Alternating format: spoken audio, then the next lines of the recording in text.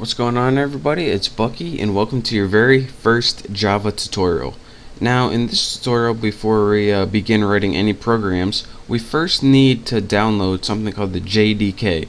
And for all you new Java developers out there, this is the program that lets you actually write Java and actually compile it. And compile just means transferring it from code you can understand, the code the computer can understand. So just follow me, and by the end you'll be able to write Java code. So the first thing I need you to do is go ahead and open up your internet browser right here.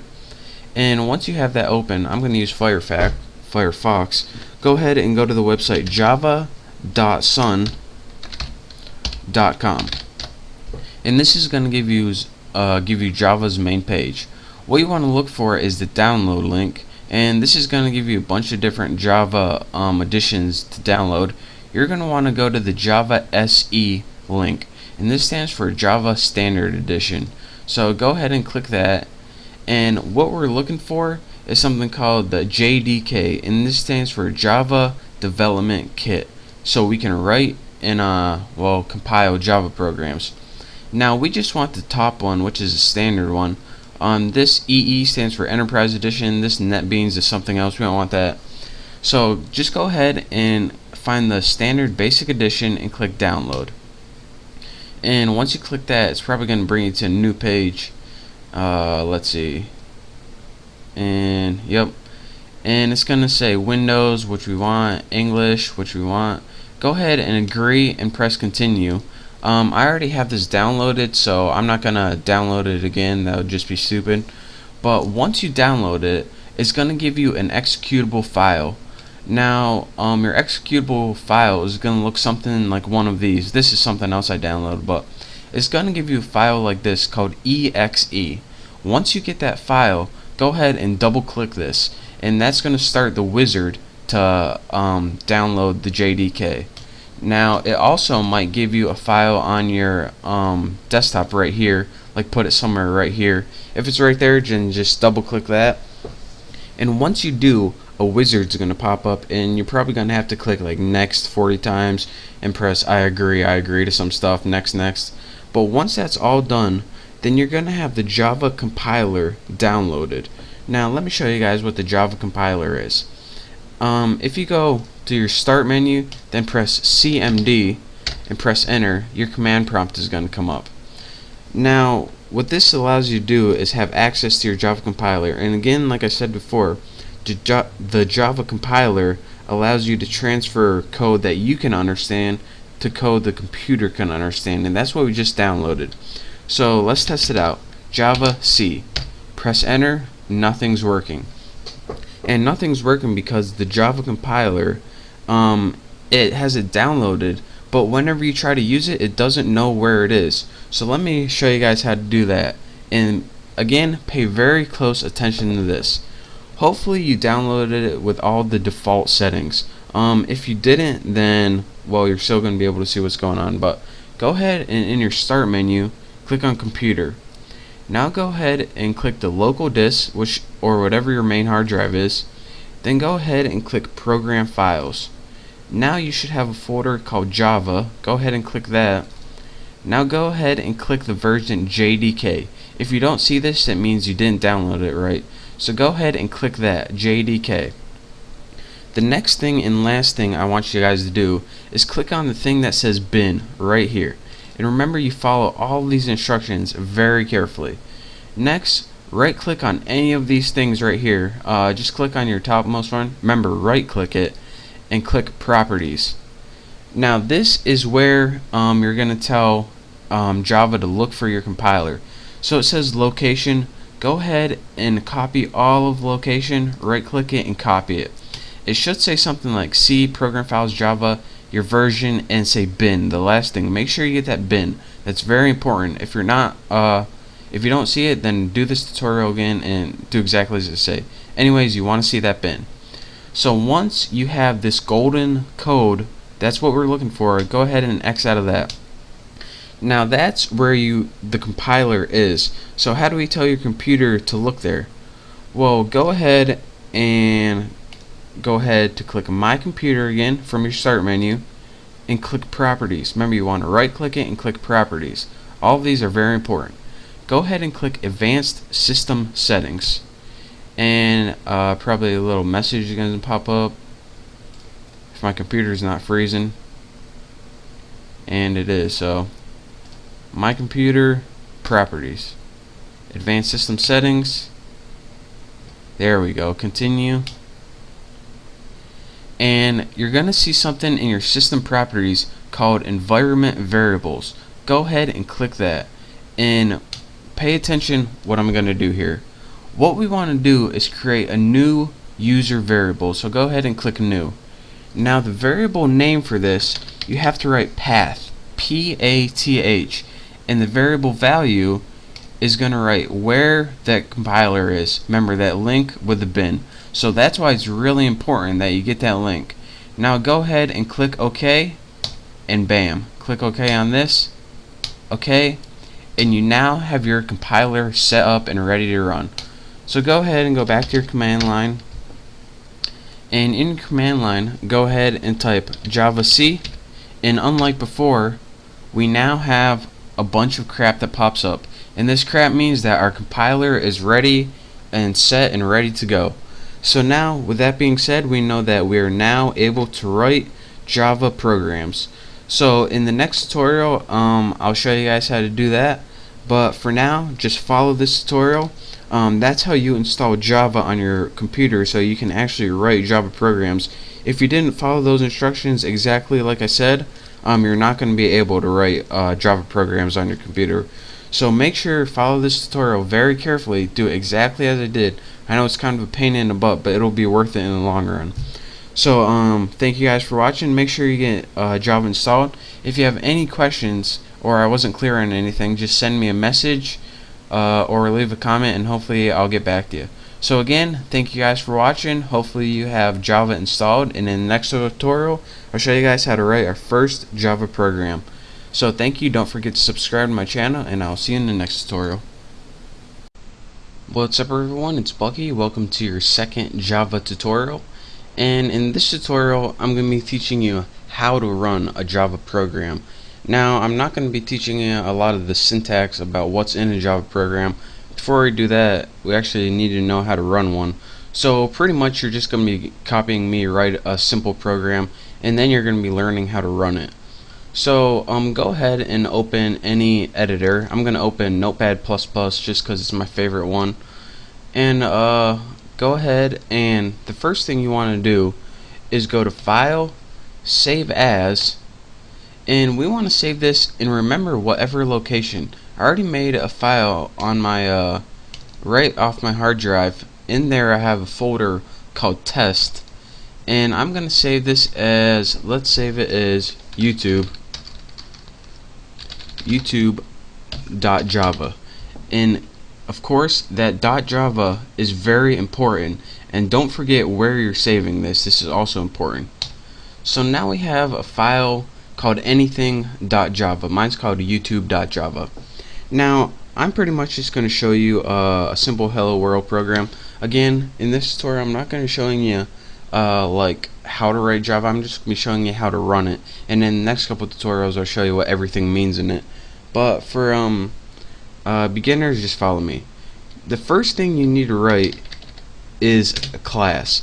Now a class in Java, pretty much in Java everything begins with a class, and if you don't have a class you can't do anything. So you can't do anything until you create a class. So I'm gonna go ahead and make a class called apples, and in that class we're gonna have something called a method. Now again, you don't really need to know any of this stuff. I'm just making a simple program. I'm just talking you along. You'll understand what all this means later, but for now just stick with me. Now in your class you're gonna have something called a method. Now a method is pretty much a list of things to do, and this method is going to be inside the class. Now the first thing your computer does is whenever it runs a Java program, it looks for a method called main. So let's go ahead and create that, and you do this by clicking public, static, void, main, and all of these actually mean something, but again, don't worry about it for now. I promise you'll understand. Then in your parameter type string args, args, and put empty square brackets. And I don't know if I can copy this code in my description or not, but if I can, I'll put it in my description. But I got a feeling YouTube's not going to let me put code in for security reasons. Next, after in your method, you're going to want to have to put a statement or instruction about what you want your computer to do. So go ahead and write system period out period print ln, and what this does is pretty much print a line on your computer. Now in your parameters, go ahead and write whatever you want. Hello YouTube. Now go ahead and save this, and you can go ahead and find a Hello World program from somewhere on the internet. Again, I just talked to you guys through that real quick. I promise this isn't even part of the tutorial. The tutorial is just to show you how to run this. So I'll be teaching you what all this means later. So go ahead, and this is where the tutorial really begins. Go ahead in the command prompt, and the first thing we need to do before we run this program is actually compile it. Now when we compile a program, it pretty much takes what we've written and changes it into something called a class file. Now your computer can't read any files called .java. It can only read .class. So that's a compiler's job, to take that .java and change it into something .class that your computer can understand. So right now what we need to do is find this file and go find it. You use something called cd \, and what this does is take you to the very beginning of your hard drive. And this is just a quick tutorial if you've never used command prompt before. Once you're in your C drive, press dir and press enter. This is going to give you a list that's everything in your C drive. As you can see, one of my directories or folders is called test. So let's go ahead and press cd, which means change directory, to test. Now we are in the test. So again, from your C drive, press cd test.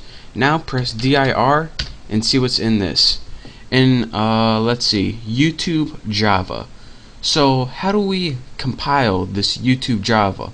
Well, once you're in your test, go ahead and press Java C, which means Java compiler, and then press YouTube.java. And this means, alright, use the compiler on YouTube Java, and then go ahead and press enter.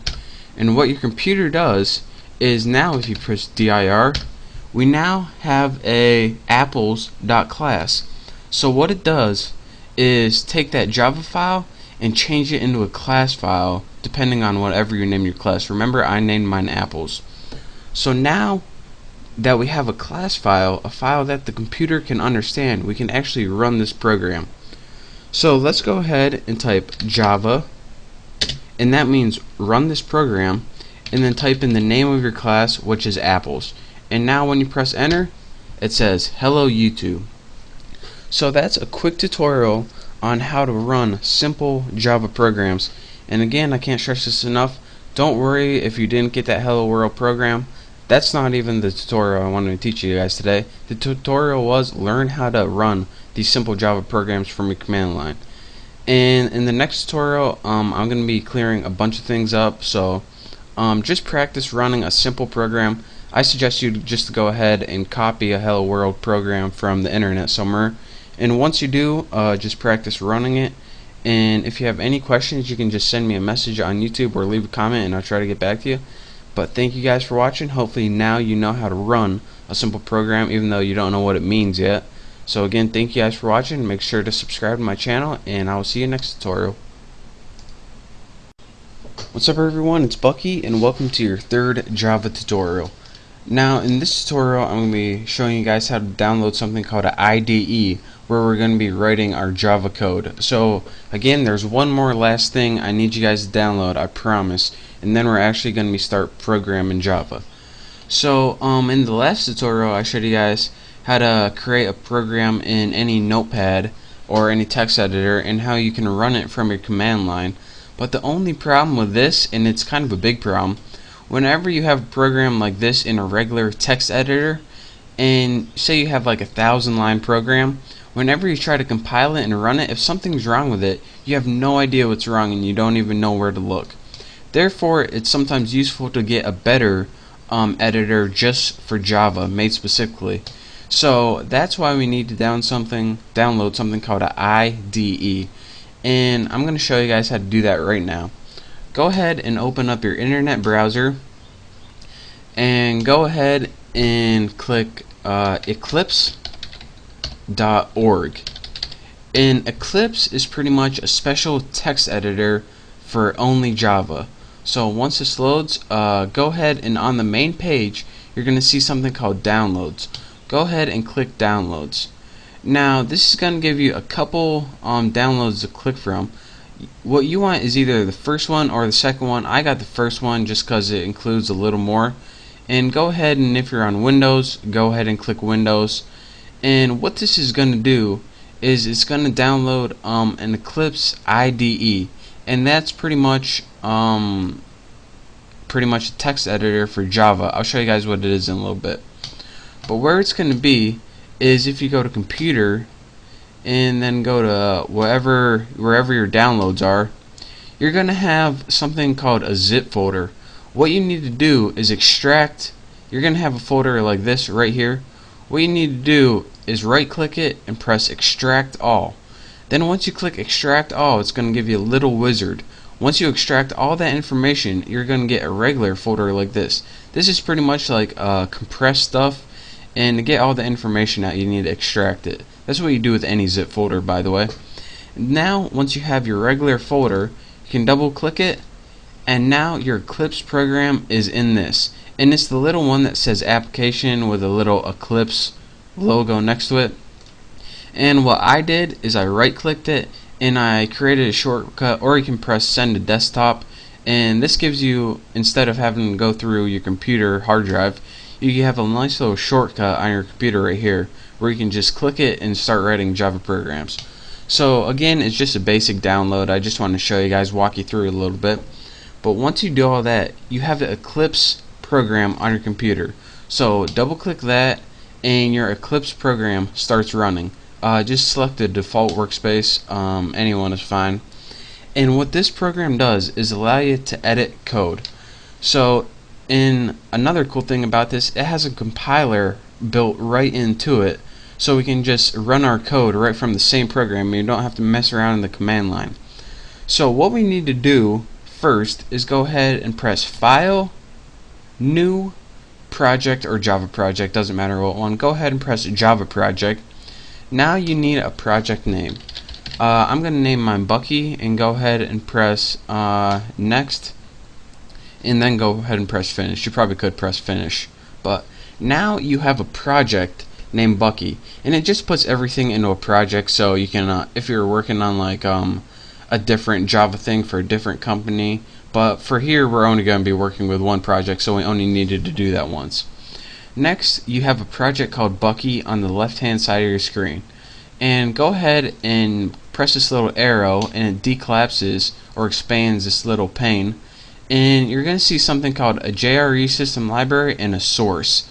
We want to work with the source file, so go ahead and right click this and press New Class. Since we want to create, if you remember, everything is in class in Java, so go ahead and click this, and you got to name your class something.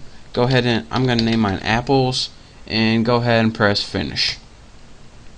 Now as you can see, it already starts writing the code for us, public class. Now I'm not going to be teaching you how to write code in this tutorial.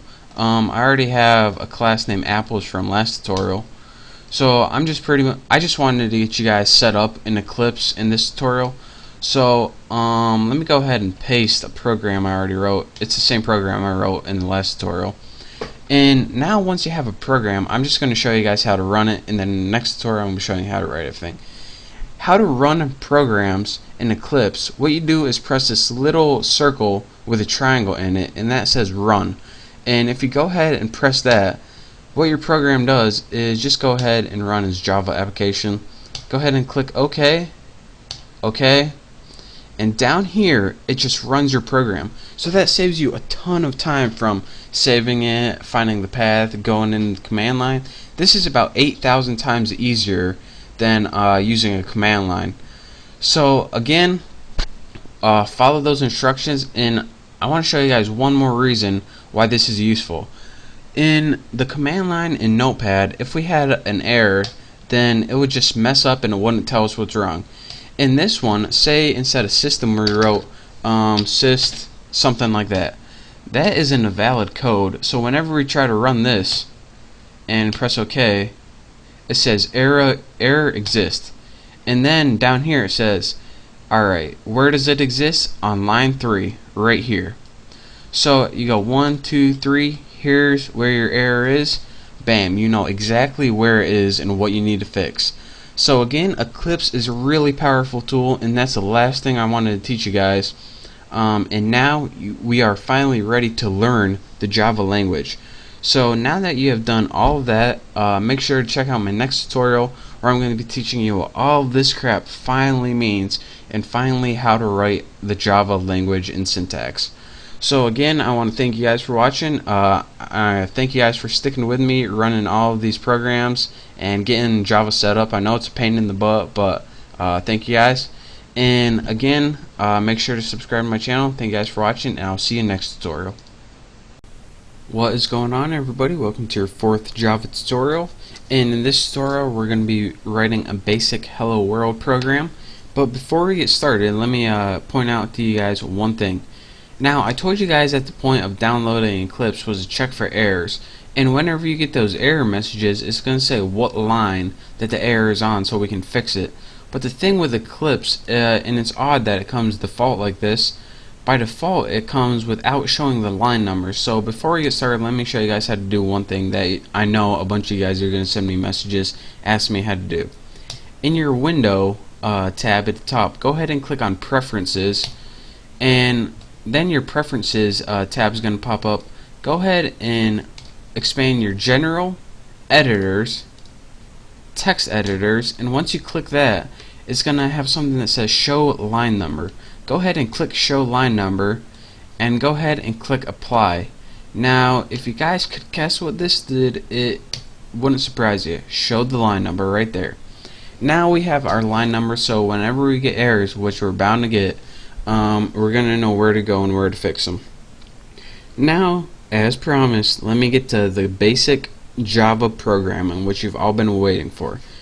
Now in Eclipse, once you create a class, it already starts writing some of the code for you, and it creates a class. Now again, I know I told you guys in the last tutorial, but let me stress why a class is important. In Java, everything begins with a class. So if you don't have a class, then you don't have Java. Or excuse me, Java. I don't know what the heck you have if you don't have a class, but you need one in Java. So again, everything we're going to be writing in this tutorial is going to be inside your class semicolon. So make sure you're not typing out here or anything like that. And I'm going to be telling you guys exactly what a class is later, but for right now, all you need to know is to type inside it. So just bear with me here. Now inside your class, the first thing we're going to make is something called a method. Now what a method is basically a recipe on how you want to run your program. Now the first thing your computer does when it runs a Java program is it looks for a method called main, and if it doesn't find the method main, it has no idea where to start. So in your computer in Java, built in is the instructions to your computer. Alright, the first thing I want you to do is look for main and start there, and from there I'm going to tell you what to do. So, since that's the case, the first thing we need to build is a method called main. So let's go ahead and do that. So before I even start with that, I want to teach you guys what the basic layout of a method is before we can even start building main. Now I told you guys method is pretty much like a recipe. So let's go ahead and pretend we're writing a method now. Say we had a method called bake cake. What this would be is the method header right here.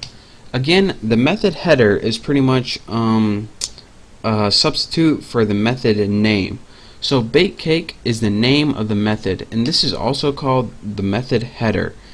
Now inside your method, or inside your recipe, if I will continue with that analogy, is all the steps that you need to take to bake that cake. So for example, one would be mix batter, and the next one would be put in oven, and you probably have some other stuff after that. eat the effing cake. Sorry for cussing. But again, this is called the method header, and the instruction of how you want to do things is called the method body. And all of this together, the head and the body, that's called the method. Who would have guessed it? So now that we know pretty much how to name a method and how to put statements inside a method and what they are, let's go ahead and write a basic method. And again, I told you guys all about main before, so let's go ahead and do it. Go ahead and write public static. Why isn't public lit up? Oh, it says oblique. Public static void main, and then in your main put parentheses and put string args and then put square brackets. Now again, all you have to pay attention is this is your main method right here. All of this stuff, it's important, and I'm going to be telling you what it means, but I don't have time in this tutorial to tell you what it means.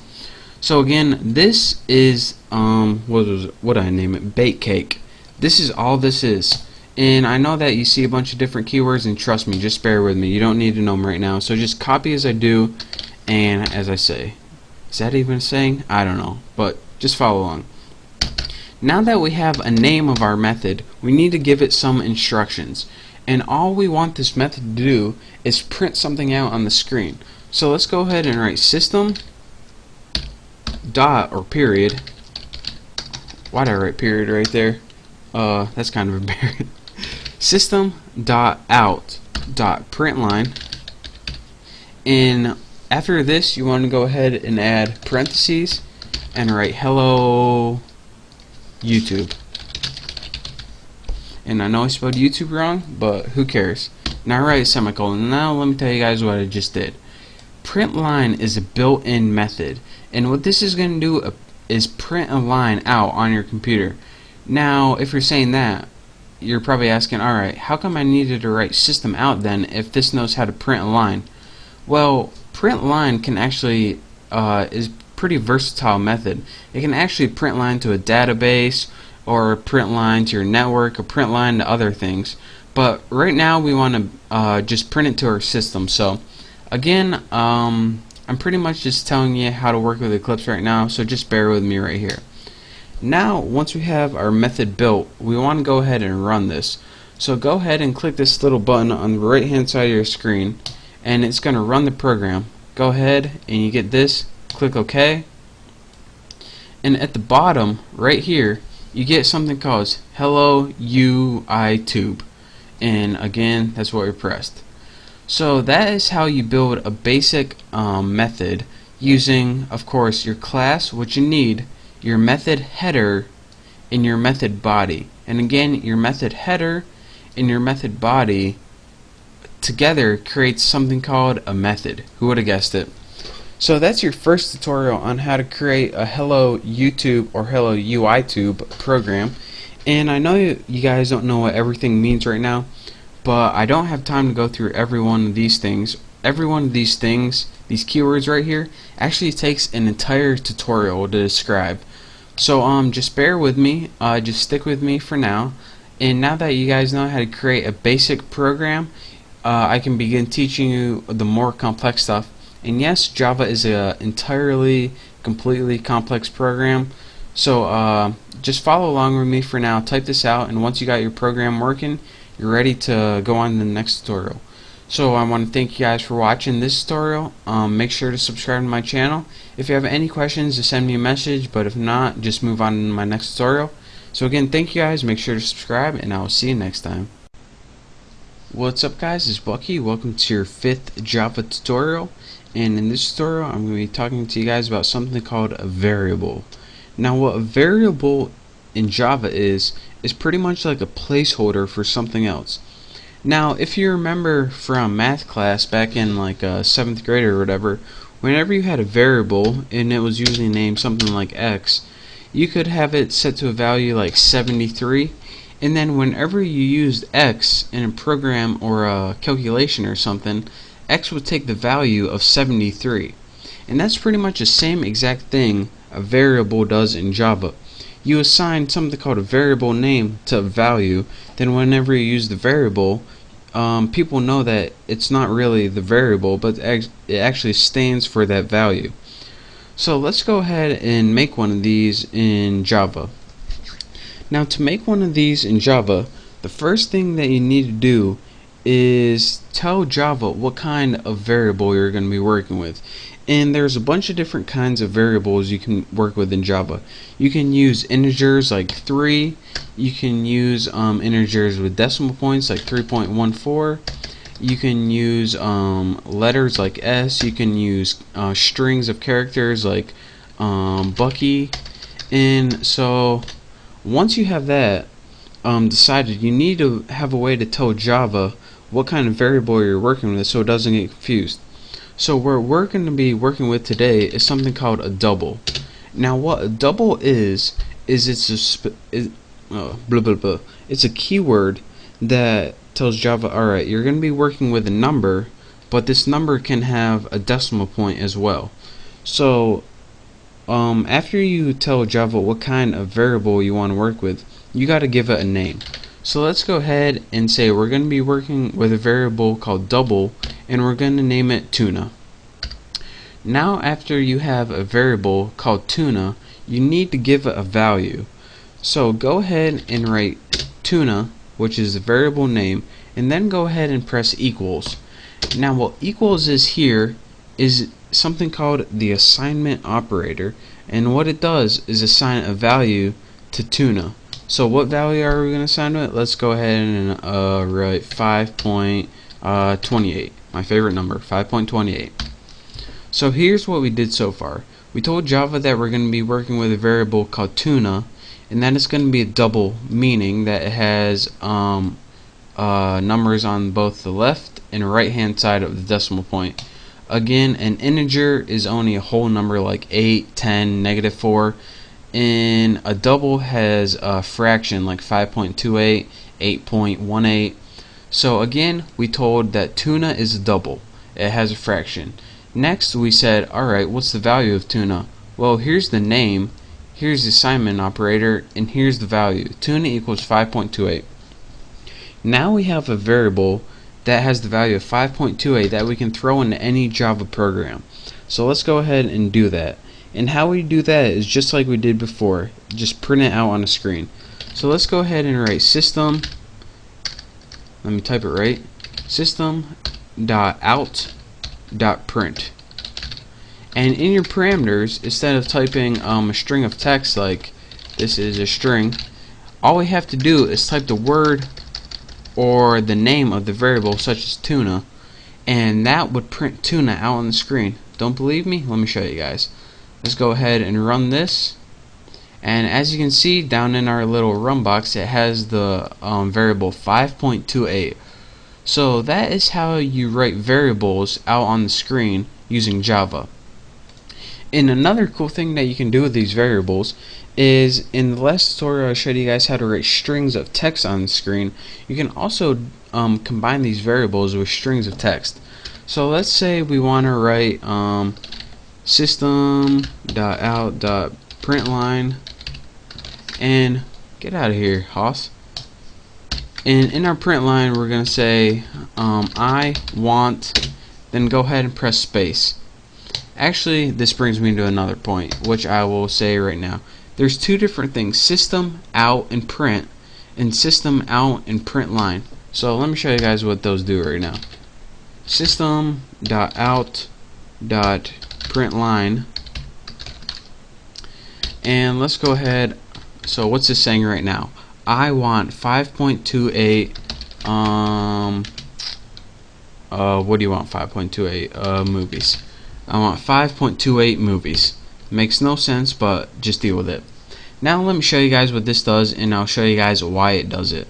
Let's go ahead and run this, and it says okay, we printed 3 things, but it only is on one line. I want 5.28 movies.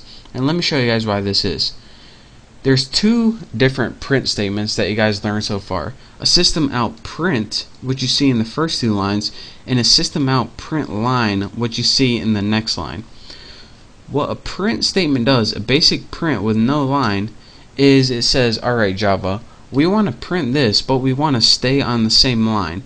and it says, alright, so just stay on the same line, and then after this move to the next line. So after you have print line, what it would do is move the cursor to the next line. So if you printed anything after this, it would show up on the next line. Don't believe me? Let me show you guys.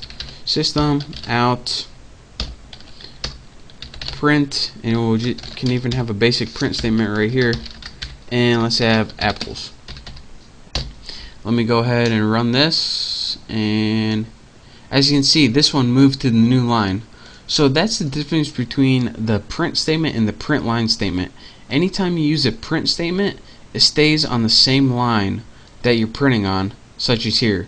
So this whole thing's on the entire line. As soon as you have a print line statement, what it does is when it gets to the end of printing it, it moves to a new line. So that's the difference between a print statement and a print line statement. And again, that's your quick tutorial on how to use variables. Again, this is called declaring a variable. This is called assigning a variable a value. Again, this is the name of the variable, and this is the value. This is the assignment operator right here. And anytime you want to use a variable to print out on your screen, just write system out print, and then write the name of the variable right there, and it'll print out on your screen. So again, that's your quick tutorial on variables and how to use variables in Java. So thank you guys for watching. Make sure to subscribe to my channel. Don't forget to check out my next tutorial, and again, thank you, and I'll see you next time. What's up, guys? Welcome to your 6th Java tutorial, and in this tutorial I'm going to be showing you a real quick way to get input from a user. So one way that we can get input from a user is to use something that's already built into Java, and this is called a scanner. And what the scanner does is take information that the user types in from their keyboard and stores it in a variable. So let's go ahead and get the scanner first, and how we get it or tell Java where we need to use it is we need to import it. So go ahead and write import on your first line java java.util.scanner, and this is how you're going to be importing stuff from now on. So just get used to that syntax. If you don't know exactly what this means, it's pretty much just getting the scanner and telling Java we're going to need it. So of course in our class we need that public method again. So in our class body, go ahead and type public static void main, and in your arguments type string args with your square brackets. Looks good? Good enough. Now in your body of your main, we need to actually get programming. So we need to make a variable that's going to hold the input from the keyboard before we use it. So to do this, we need to go ahead and write something called scanner, S-C-A-N-N-E-R. This means that we're going to use the scanner. Next, you need to give your variable a name, and I'm going to name mine Bucky. And then you need to set it equal to whatever they enter from the keyboard.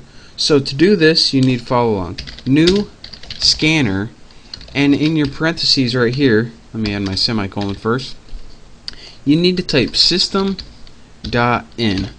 So here's what's going in right here, or excuse me, going on. We told Java we need to use the scanner, which is a way to get information from the keyboard. We have a variable, it's a scanning variable called Bucky, and the Bucky variable is equal to whatever information that's in the keyboard. And system.in stands for system input, and the only input we have in the computer right here is the keyboard. So this pretty much is short for whatever we type in for the keyboard, hold it in our Bucky variable, and we're going to tell you what to do with it right now. So now we have input, whatever that's going to be from the keyboard, and it's going to be stored in our Bucky variable. What we want to do now is just print it out on the screen. So you remember from the last tutorial how to do that, system.out.println, and in your parentheses you need to type, pay attention, the first thing you need to type is the name of your variable, and that's going to be whatever you made up here. Again, this Bucky, you don't have to write Bucky, of course, you can write anything you want. Now press Bucky period next line. And what this is going to do is allow you to pause and wait until you get input from here. So again, let me run this program and I'll show you guys what it does. Go ahead and press OK. And now down here it's gonna say hey now. Press enter and it's gonna output hey now. So remember, it had a blank cursor, said hey now. Once you press enter, it just repeated it again. And I'll show you guys what happened right there. Again, one last time, we imported the scanner. If we didn't import it, we can never use it. Since Java doesn't really like to just gather everything, it only uses the things it needs. It's very I don't know, noble, I guess. It only takes what it needs. A very courageous program language. But anyways, what we did in our main function, these are the only two lines you really need to look for. We made a variable called Bucky, and it's a scanner variable. We said we're making a new scanner variable that's going to be equal to whatever the user inputted. In this example, hey now. Now hey now equals Bucky, or Bucky equals hey now. So what do you want? So anytime you print out Bucky, it's going to print out hey now. So instead of system out print line with text in here, we actually changed that text for Bucky.nextLine. And again, what that did is pretty much take that hey now variable and put it in here, and that's why it printed out hey now. So that's your quick tutorial on how to use the scanner to set it equal to variable, and then to use that variable to output on your screen using the print line method. So that's your basics on how to gather input from the keyboard, and we're going to need this input to use in functions later on. Say we want to make a mortgage calculator or just a shopping cart. That's how we do that. So again, practice this. Just copy the source code as I do. Remember, you don't need to name your function Bucky. So go ahead and practice this, and thank you guys for watching. Hopefully you check out my next tutorial. Don't forget to subscribe to my channel, and thank you, and I'll see you next time. What's up guys, welcome to your 7th Java tutorial, and in this tutorial I'm going to be showing you guys how to make a basic calculator using variables and other things that we already learned so far. So in your last tutorial I showed you guys how to get input from a user using something called a scanner, and we're going to need that again, and I already imported it. So the first thing that we're going to want to do is go ahead and make a scanner variable. So let's go ahead and write scanner, and I'm going to name mine Bucky again, and again I'm going to set it equal to new scanner, and also I want to put system in so it knows where to get input from. So write system.in, and that's all you need to do for now. The next thing we're going to need is 3 variables. We need one variable to hold the first number, one variable to hold the second number, and our last variable is going to hold the answer. So they're going to be doubles, by the way. So you can go ahead and declare them by writing double fnum for first num. Go to your next line and write double snum for second num. Or here's a neat little trick. If you have many variables of the same type, and by type I mean double or int or something like that, since you have many double variables, you can write them all on the same line. It's a nice little shortcut. So write snum and answer. You can name your variables anything you want. I just usually have short variables since I don't feel like typing a whole lot. So the first thing we want to do on our calculator is just print a line of text that says enter first number so the user knows what to do. So go ahead, and you know how to write this: system.out.println. Println, and in your parameters just go ahead and write enter first num, and then put a little semicolon right there if you want. And now we can go, once we have that, all this is going to do is put a line of text enter first num on the screen. Now what we want to do is have a way to enter a number and have it stored in fnum. So go ahead and put fnum equals Bucky, and remember this is our scanner variable, and write next double, and that brings me to another point. Now in our last tutorial I showed you guys something called next line, and it was right here, and that was for strings. Each data type in Java, you need to give it its own method, since you need to tell what you're going to be inputting in there so it knows how to save it. For example, if this was strings you're going to input in there, like hello, you're going to put next line. But since we're inputting a number, you're going to want next double, because double is a type of number. So now once we enter this number, and it can have decimal points, it's going to be stored in the variable fnum, and we're going to need that later. So now we have to do this exact same thing for the second number. So let's go ahead and copy this line since I'm too lazy to type it. Where's the copy? There you are at Haas. And next we want to print enter second number. And now we just need to do the same thing. Go ahead and copy this. And after that prompt pops up, you're gonna, there we go, you're gonna want to store this variable in snum. So the first number you're gonna type is going to be stored in the variable fnum, and the second number you type is going to be stored in the variable snum. This stands for first number and second number. Now what we want to do to get that answer that we have those variables is just add them together. So go ahead and write answer equals, and you're going to want to write fnum plus snum, and now we have whatever number that fnum and snum is going to be stored in answer. Now it's stored in there, but we need a way to output it to the screen to see what it was. So let's go ahead and write system.out.println, and in your parameters just write answer. And what this is going to do is output answer, whatever it was, to the screen. So go ahead and run this program, and hopefully I didn't get any errors. And here's our program right here. Enter first number. Let's do 34.6. Move my cursor out of the way. Press enter. Enter second number. 54.2. Press enter. It's going to give us our answer, 88.80001. And this is actually something that I want to talk to you guys about, and I will be talking to you guys about it in the next tutorial. Well, probably not in the next one, but this brings me to a good point, which we don't have time to talk about in this tutorial, but I will get to shortly. So basically what I did, enter first number, entered it, enter second number, enter it, and then it gave us an answer, pretty much. And again, to walk you through this one last time, what I did is import the scanner so I could use the Java scanner. And then I wrote everything in my main function, because that's where the computer looks first. The first thing I did was write a variable for the scanner just so we could use it. Next I made 3 variables that were double, which means numbers. First number, second number, answer. The first thing I did was have a little prompt that said enter first number, just so I knew what was going on for the user. Next I used that little scanner variable in the next double method to have whatever I typed in the keyboard to be stored in the first number.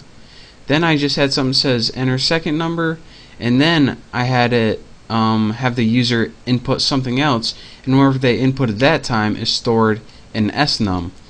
And then I just outputted whatever those two were added together, the sum of that, and I just printed it out on the screen. So that's a very basic calculator, and it had one flaw in it, and that was giving us many decimal points, and I'll show you why that is in the I don't know what tutorial, but it's going to be coming up pretty soon whenever I deal with numbers. But again, that's a basic calculator. That's how you build it, using a new method called next double that we learned, and also how to combine everything we learned so far and build a functioning program. So again, practice this, get good with it, make sure you understand everything we did up to this point, and once you do, you're ready to move on to my next tutorial. So thank you guys for watching. Hopefully I see you next time, and don't forget to subscribe to my channel. So thank you, and I'll see you then. What's up everyone, it's Bucky. Welcome to your 8th Java tutorial. In this tutorial I'm going to be talking about a new type of data, and that's called an int. And what an int is pretty much not like double before, where you had numbers like 3.54, or you could use fractions or decimal points. With int, it stands for integer, and integers are whole numbers like 6 or 75 or 76, and you can only use whole numbers without a fraction and no decimal point. So another thing I want to point out is whenever you use int, like to divide and multiply and add and subtract, whenever you use two ints to do these operations, your answer is also an int. So even if your number comes uneven, like 11 divided by 4, that doesn't divide evenly. But when you try to do it on your computer with an int, you get an int as a result. So let me show you guys what that is. Let's go ahead and make three variables: girls, boys, and people. And let's go ahead and set these to some values. Let's go ahead and I'll start out with showing you all of the math operators. Girls equals 6, boys equals 3, and people equals girls plus boys. Now I showed you guys how to use this math operator in the last one, the plus sign, to get a simple sum. So now we can go ahead, and the sum of girls plus boys is now stored in people. So we put system.out.println, and in our parameter go ahead and put, what is it, people. And now if we go ahead and run this, we get 9, since 6 plus 3 is 9. And so that is how you can use addition with Java. But addition isn't the only thing you can use. You can use minus or subtraction to get the difference, which 6 minus 3 is 3. You can also do some other cool ones. In the symbol for multiply is actually the asterisk, which is that little symbol above the 8. So whenever you want to multiply, make sure to use that. As you can see, 6 times 3 is 18. Divide is a special one. Now whenever you do this, you're going to get 2. But let me show you guys something where if you divide it uneven. Say you want to divide 11 by 3. Let's go ahead and see what our result is. 3. Well, we all know that 11 divided by 3 doesn't equal 3. What it equals is 3 point something. 9 divided by 3 actually equals 3. So what exactly is going on here? Well, Java said, alright, you want to work with ints? Well, ints are whole numbers, so whenever you ask the question in ints, I'm going to give you an int. So if you want to get this number exact, you need to use double. So go ahead and press OK, and there's your answer, 3.66. So that's the difference between int and double. Int gives you whole numbers, and double gives you like a fraction of a number, or numbers with the decimal points. So anyways, there's one more thing that I can help you out with when using ints to divide, and that's something called the modulus. Now we all know that 3 goes into 11 3 times, and that will give you 9. But you have 2 things left over whenever you do that, and that's where the modulus comes in. The modulus pretty means, alright, when you divide by a number, you get a whole number, aka an int, but you also have some left over. So let's go ahead and run this and see what we get. It says 2. In the modulus, if you remember from math class, this is another way of finding the remainder. So again, when you divide by 11 by 3, you get 9. You get 3, which 3 times 3 is 9, but you have 2 left over. So that's where that 2 comes from. Whatever's left over is the modulus. So that's how you can use the modulus along with int to find the exact value. So again, let me give you guys one more example. This one might be easier. If you have 7 divided by 3, you're going to get the answer 2, but you're going to have 1 left over. So if you divide it by 2, such as this, you're going to get the answer 2. But if you have the modulus, you're going to get the answer 1, since you have 1 left over. Right there. And that, believe it or not, is going to be useful in a bunch of things that you won't even expect, like when you're finding random numbers and stuff that I'm going to be teaching you later. But for now, I just wanted to show you guys what the int variable type was, and also how to use different math operators. So thank you guys for watching. Practice this a little. I don't know what this program is. Girls and boys and people counters, I guess. And once you get good at all the math operators, you're ready to move on to my next tutorial. So again, thank you guys for watching. Make sure to subscribe, and I'll see you next time. What's up, guys? Welcome to your 9th Java tutorial. And in this tutorial, I'm going to be talking to you guys about something called assignment and increment operators. Now these are neat little tricks to have when you're working with Java. They're going to save you a bunch of time and help you out with numbers a little bit. So let's go ahead and make two variables. Make one called tuna and set that equal to 5, might as well. And make another one called bass in case we need it. I don't know if we are, but set it equal to 18. Now what the increment variable does is allows you to add 1 very quickly to the variable, and you can do this by pressing ++ and then the name of the variable. So right now by pressing ++ tuna, we changed tuna, which was 5, to 6. Now let me show you guys just so we can have something. You don't have to take my word for it. Print line and go ahead and put tuna in there and go ahead and run this baby. And as you can see, what was 5 now equals 6. So that's how you can use ++ to quickly change a variable's value by adding 1. Now another thing that you can do is instead of putting it in separate, you can throw this right into the system print line method, and as you can see, you still get 6. Now this is called pre-incrementing, and what this does is it changes the value of the variable before it uses it. But I want to show you guys something else. Whenever you use post-incrementing, what this is going to do is it's going to use this variable as 5 and then it's going to change it to 6. So let me go ahead and press OK, and as you can see, once we do this, it gets 5 and not 6. So what this did is it changed the variable, but it didn't do it until after it already used it. So if we were to print it out again, it would get 6. So let's go ahead and do that. Save me some time by copying this baby. Where you at? Paste. There you are. So now that, here's what's going to happen.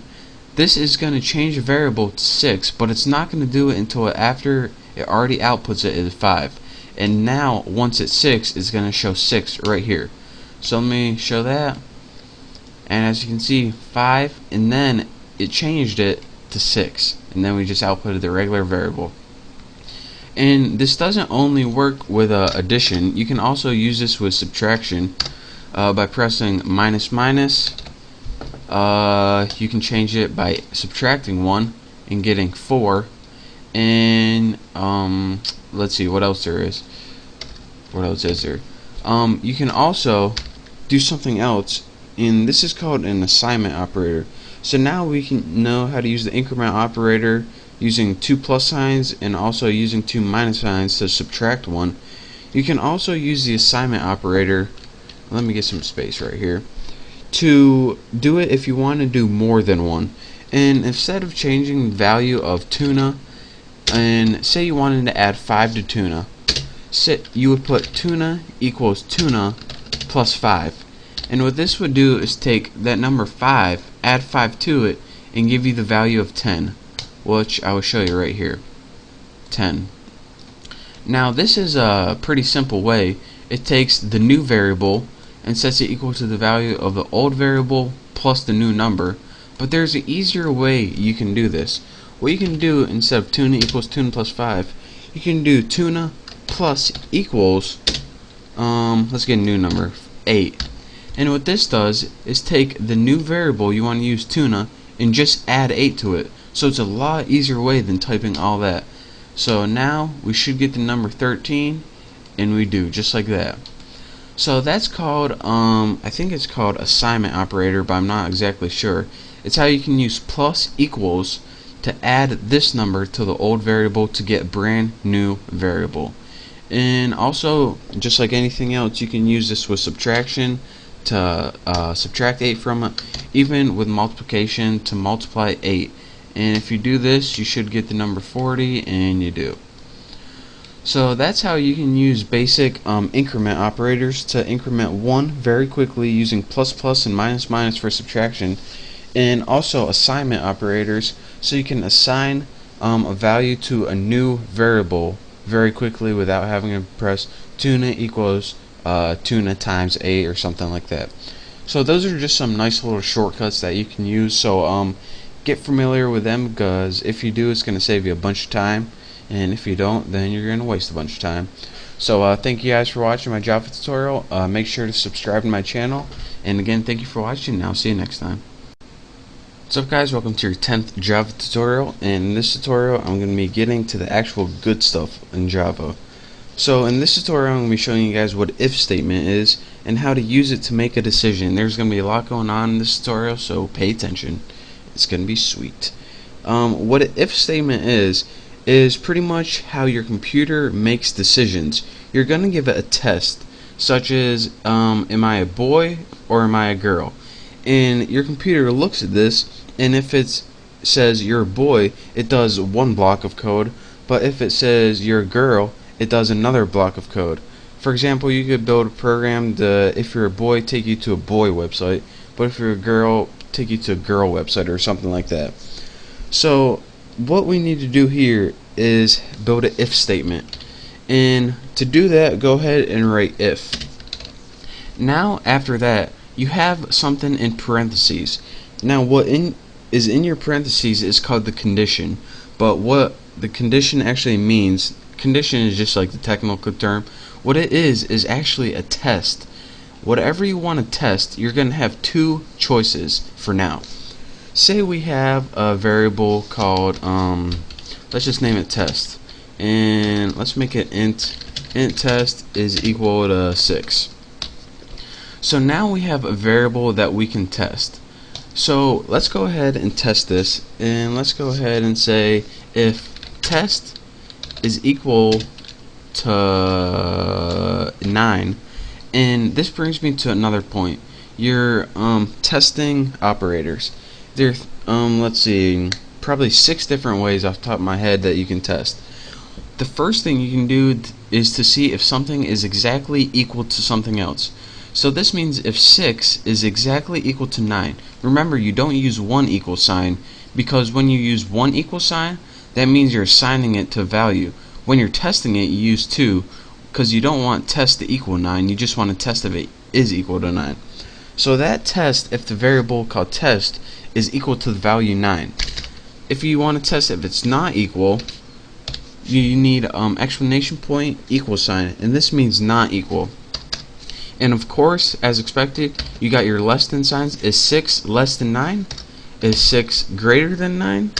Is 6 less than or equal to 9? Or is 6 greater or equal to 9? And those are all self-explanatory. I'm not going to show you guys exactly what those mean. But for now, I'm going to use the most basic one. And what we're going to be testing right now is if the variable called test is exactly equal to 9, which it isn't. Now, I told you guys that you have a test, and this test can either go it is or it isn't, and that's where your computer makes a decision. If it is, then after your if statement, you have something called a statement, your first statement, and this is also called the body. Now your first one is you need to tell your computer what it's going to do if the test is true. If test is equal to 9, then we want you to system.out.println that's right, yes. Just write something simple. Now the first thing you do is tell your computer what to do if test is equal to 9. And this is what it does if it is equal to 9. But as you can see, test isn't equal to 9, so what do we want to do now? Well, if that isn't true, then we give you one more option, and that's the else. And let's just go ahead and copy this. Copy and paste. Where are you? And let's go ahead and write this is else. So let me run this for you guys, and I'll show you guys what happens. Press OK, and our final result is this is else. So let me show you guys, clear things up, how an if statement works.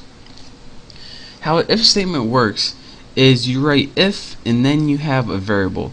So it pretty much is the exact same thing as saying, alright, if test is equal to 9, I want you to print yes. But if it's not equal to 9, I want you to print this is else. So we're going to have the test one thing. If the test is positive, have this. Else, if the test is negative, have this. But say we had something else like if test was less than 9, which is true. Well, since this test is true, it's going to do the first option and not the second option. Again, it can't do both of them. It can only do one or the other. So let's go ahead and run this, and it's going to say this time yes. So that is how you can use different testing operators such as equals equals, less than, greater than, less than, equal to, and that's how you use a simple if statement to give your computer two choices. Again, it's just like saying, if this test is true, do this first thing, else do the second thing. And don't forget to use your curly braces to do the body of the first thing, and then your else statement, and then your curly braces to do the body of your second choice. And I'll be clearing this up for you in the next couple tutorials, but I hope this is pretty self-explanatory. Just play around with it for now. It's the best thing to do to learn.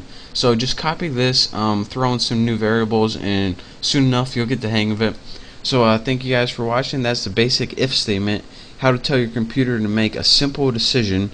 So again, thank you guys for watching. Make sure to subscribe to my channel, and don't forget to check out my next Java tutorial. So I will see you then. What's up guys, welcome to your 11th Java tutorial. In this tutorial I'm going to be teaching you guys how to use multiple tests in the Java program.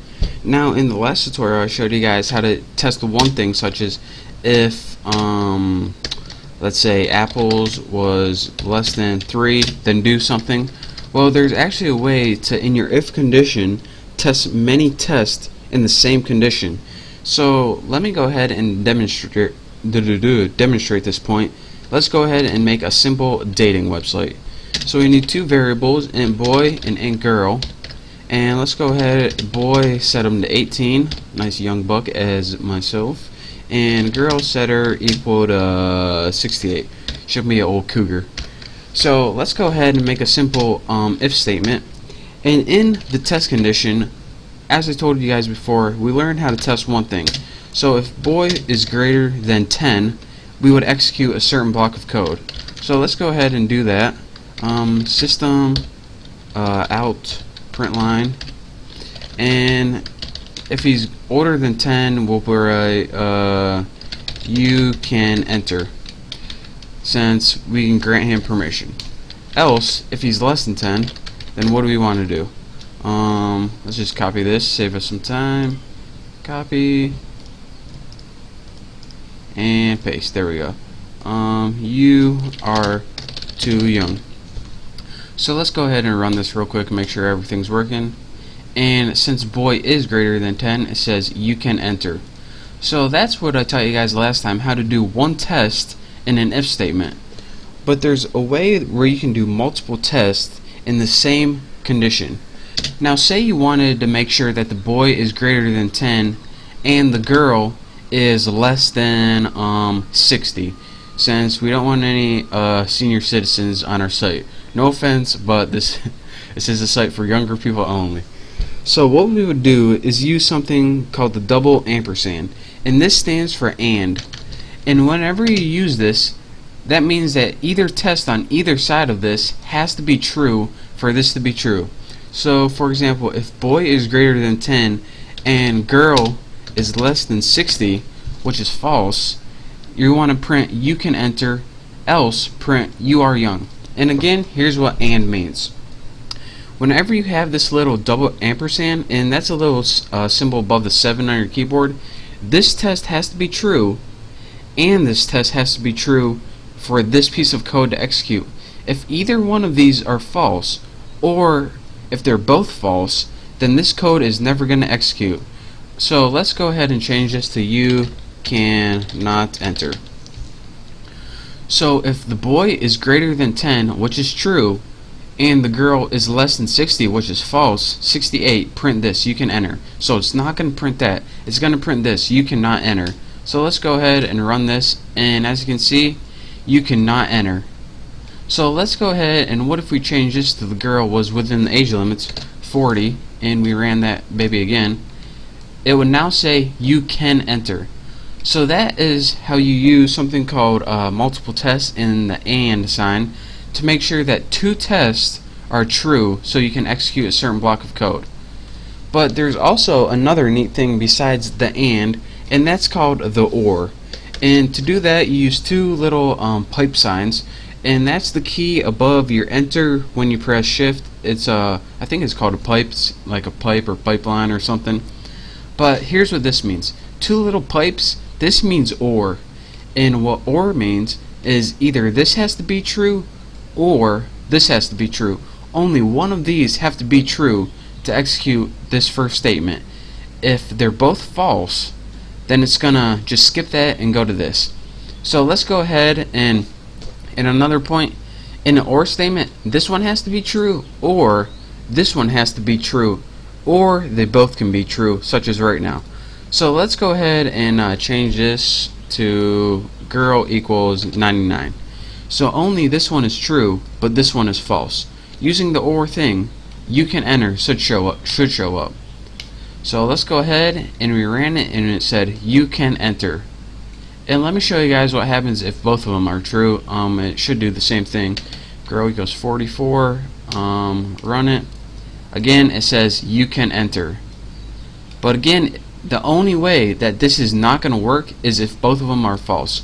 So let's say if the boy was 8 and the girl was 99, it would say you cannot enter. So again, to recap one last time, if you want to do multiple tests in Java, there's two things you can use: an and sign, and what this does is make sure both the tests on either side are true, and if it's not true, it does the else. And you can also use the OR sign. And unlike the AND where both of them has to be true, the OR sign makes sure only one of them has to be true. But if both of them are true, then oh well, it still works. So that is how you can use multiple tests in your Java program using the double ampersand and double pipes to test either and OR. So if you have any questions or if this is confusing at all, then you can just send me a message and hopefully I can clear things up for you, but I try to make it real self-explanatory for you. So that's all for this tutorial. I hope you learned how to do multiple tests and make a simple dating program. So thank you guys for watching, and don't forget to subscribe to my channel, and I will see you next tutorial. What's up guys, it's Bucky. Welcome to 12th Java tutorial, and in this tutorial I'm going to be teaching you guys about something called a switch statement. Now what a switch statement does is test one variable, and depending on the value of that variable, pretty much it gives you multiple choices. So before we learn the switch statement, let me show you what we had to do with our knowledge so far. Let's make like a program that tells you what kids do at a certain age. So say we have a program that has a variable called age, and the kid's age is 3 right now. What we would have to do right now is make an if statement for each age and put if age is equal to 1, and then we would have to put something like system, then we would put out and stuff like that, and it would just get a pain in the butt. And then we would have, after 1, we would put if age is equal to 2 and then do your stuff down here. And as you can see, we don't want to type all that stuff for each number, so I wish there was an easier way just to test age for a bunch of different things. Well, actually, you don't have to write 10 different if statements if you want to test age 10 times. You can only write something called a switch statement once, and it will give you many different options. So instead of writing 10 different if statements to see what a kid does from ages 1 to 10, let me show you guys what to do. What you do is write the word switch, and what switch does is find the variable value in the parameters. So what variable do we want to test? We want to test age. So after this, you just go ahead and write curly braces and give yourself a nice little switch body. Now instead of writing a bunch of if statements, all you would have to do is write, they're called cases. Now what case means is if the value of age is equal to 1, what do we want to do? And after case 1, go ahead and put a regular colon. And I don't know if you guys can see this, but this is a regular colon after the 1 and not a semicolon. So in the case of 1, let's go ahead and system out print line. So what can they do at 1? You can crawl. And then after this, you want to add something called break. Now what break does is it means, alright, if this is true and age equals 1, then we have no reason to go to the rest of the program, so you can just exit. And I'll be talking about that more later, but for now, just make sure you have it. So you can just repeat this for as many options as you want. So in the case of 2, what do we want to happen? Let's just copy this. Copy, save yourself some time. You can talk. So in the case of 2, if age equals 2, what do we want to do? We want to print you can talk and then break. And let's go ahead and make one more. In the case of 3, again, using lazy, don't feel like typing at all. In the case of 3, you can get in trouble. And I know I spelled trouble wrong, but just deal with it. So here's what you do. You put switch and then put the variable you want to test the value of. Then you put the values that are possible after the word case. Now after, in the case body, what you do is write, alright, if age is equal to 1, here's what I want you to do. If age is equal to 2, here's what I want you to do. If age is equal to 3, here's what I want you to do. And the last thing you have in every switch statement is something called a default. And to do that, you just write default. And what this does is, if none of those values are true, it does a default statement. So let me scroll up a little bit so you can see. And again, you don't need a value for this, like default 4, because it already knows, alright, if everything else is false, this is what you're going to do. So that's why you don't need a value. So let's go ahead and write, actually let me go ahead and copy this since I'm lazy. Copy. If default, let's go ahead and write, I don't know how old you are. I don't know how old you are. And of course, we have a break at the end of this as well. If I can get it right. Break. So let's go ahead and run this with age equal to 3. And let me show you guys what it does. It outputs you can get in tolerable. And it's supposed to be trouble, but I typed it wrong. So. And let me recap. Well, let me show you guys what default does. So if age isn't equal to 1, 2, or 3, say age is equal to 7, and I run this, it says, I don't know how old you are. So let me recap one last time what this switch statement does. A switch statement takes the variable, whatever's in its condition, and tests it.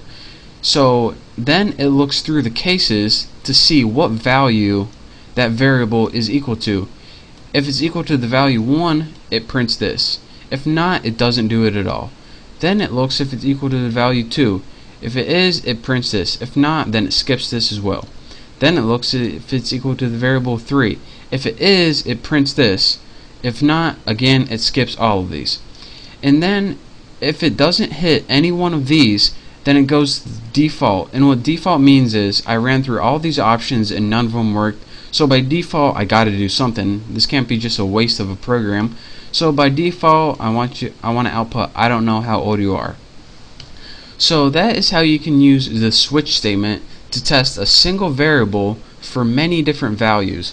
And this will save you a bunch of time and keep you from writing a bunch of different if statements. And trust me, it's a whole lot easier than writing a bunch of if statements. So that's your basic on the switch statement. It will save you a bunch of time. So thank you guys for watching. Hopefully you learned a little something. Copy this, play around with it, and pretty soon you'll be an expert at the switch statement. So again, thank you guys for watching. Don't forget to subscribe to my channel, and I'll see you next tutorial. What's up guys, welcome to your 13th Java tutorial. And in this tutorial I'm going to show you guys how to do something called a while loop. Now what a while loop does is it allows you to execute a certain block of code multiple times but only write it one time. So it pretty much just saves you a bunch of time writing a code. And let me show you what the syntax is for this. The first thing that we need is a variable, and I'm going to name mine counter, and I'm going to set it equal to, let's go ahead and set it equal to 0 to begin with. Now the syntax for a while loop is just the word while, and this means begin your while loop. And what your while loop is going to do is whatever is in the body of your while loop, or curly braces, it's going to execute this code. And let's go ahead and say system out print line, and let's go ahead and just print the variable counter. Nothing special here.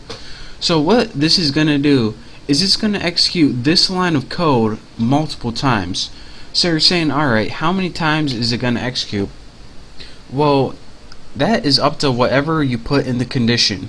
So let's write while counter is less than 10, we want you to output counter. So right now, here's what would happen. It says, alright, what's counter? 0, print counter. What's counter? 0, print counter.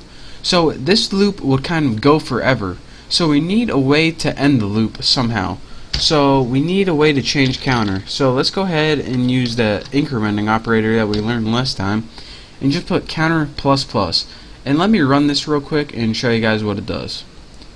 Run, okay, and in our little run box we get 0, 1, 2, 3, 4, 5, 6, 7, 8, 9.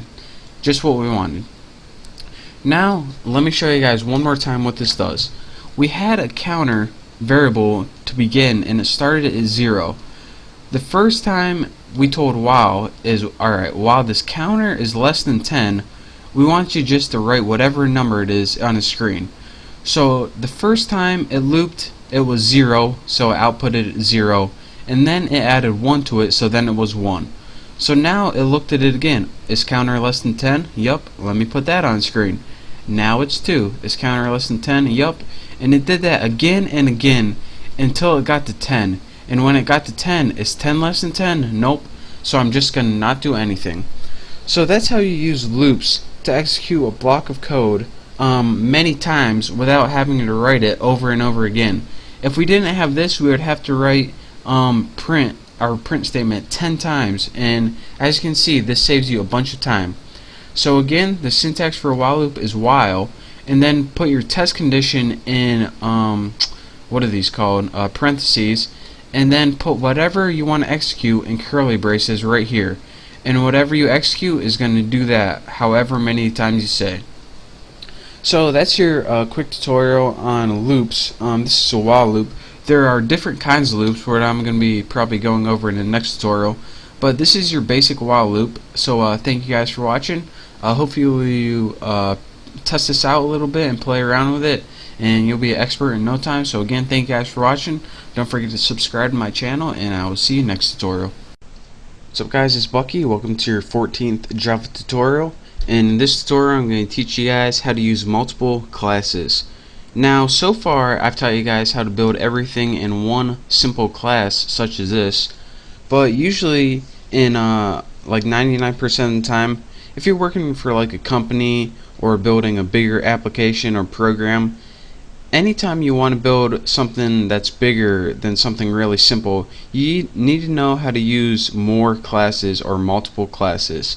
And then you can use those all in your main class, or let me just show you guys how this works. So to get another class, hopefully you're using Eclipse, go ahead over to your source file, right click it, and go to New Class. Now go ahead and give this a name like Tuna or something like that, and you'll see why this is useful later on. So now we have, as you can see from our tabs, let me move this over, we have an apples class and a tuna class. Now it started out writing our tuna class for us. It says public class tuna. Now anytime you see public, it pretty much means that this class is going to be available to the public, or anything else can use it. So let's go ahead, and now that we have a class, before I show you guys how to use it, let me go ahead and write a little method in here. Now let's go ahead and write a simple method in this other new tuna class that we just built. Type public void, and again, public means anyone can use it. Void means that it's going to do something. This method's going to do something, but it's not going to return any data. So then go ahead and name your method. I'm going to name mine simple message, since I'm just going to be printing out a simple message. And that message is going to be system out print line, and let's go ahead and add something like this is another class. So now we have another class, and this is called public class tuna, and our method is public void, and don't forget to put a simple message in here somewhere. You can put anything you want. And now if we go ahead and try to run this, try to run it, okay, nothing happens right here. And this is because I told you guys, anytime you run a Java program, it looks for the first thing that says main and runs it from there. As you can see, you don't have main anywhere in here, so it doesn't really know where to look first. So in order to use this class, we need to go ahead and use it in main. So here is our main function or method right here, and it's in the main class one. Remember, this is the main one that we used before. The other one is the new one that we built. So let me give you guys a little background. Whenever you use a method in another class, say we want to use this method, simple message, and it's in the tuna class, what we need to do is go ahead and create an object of that class. So the first thing we do is put the class name, which is tuna. Next, we need an object name, and you can name this anything you want. I'm going to name my tuna object. And what this object is going to allow you to do is use all the stuff that's in this class. Again, if you didn't create an object and you had like 5 classes, it wouldn't know what class you were talking about. So that's why we need an object. So we're saying, alright, we have this object because we want to use something from the tuna class. And of course, you need to set it equal to something. And you always set it equal to new in the class name with empty parameters for now. So now we have an object called tuna object that we can use to get anything we want from this tuna class that we just built. So let's go ahead and use it. What you do to use this is go ahead and put the object name, which is tuna object, spell it right, tuna object, and then after the object name, what you do is add a dot separator. And after that dot separator, you use the method name. So what was our method name? Simple message. So simple message. Empty parameters. And let me tell you guys why you use a dot separator in the method name. Because this class, even though we built one method right here, it can have as many methods as it wants. Since it can have a method named simple message 2, dimple message, bacon and cheese. But it says, alright, we have this object we want to use in tuna class, and we want to use this method. So if there are other methods, we want to use this one. So that is how you use a specific method in a specific class, by creating a class, an object of that class.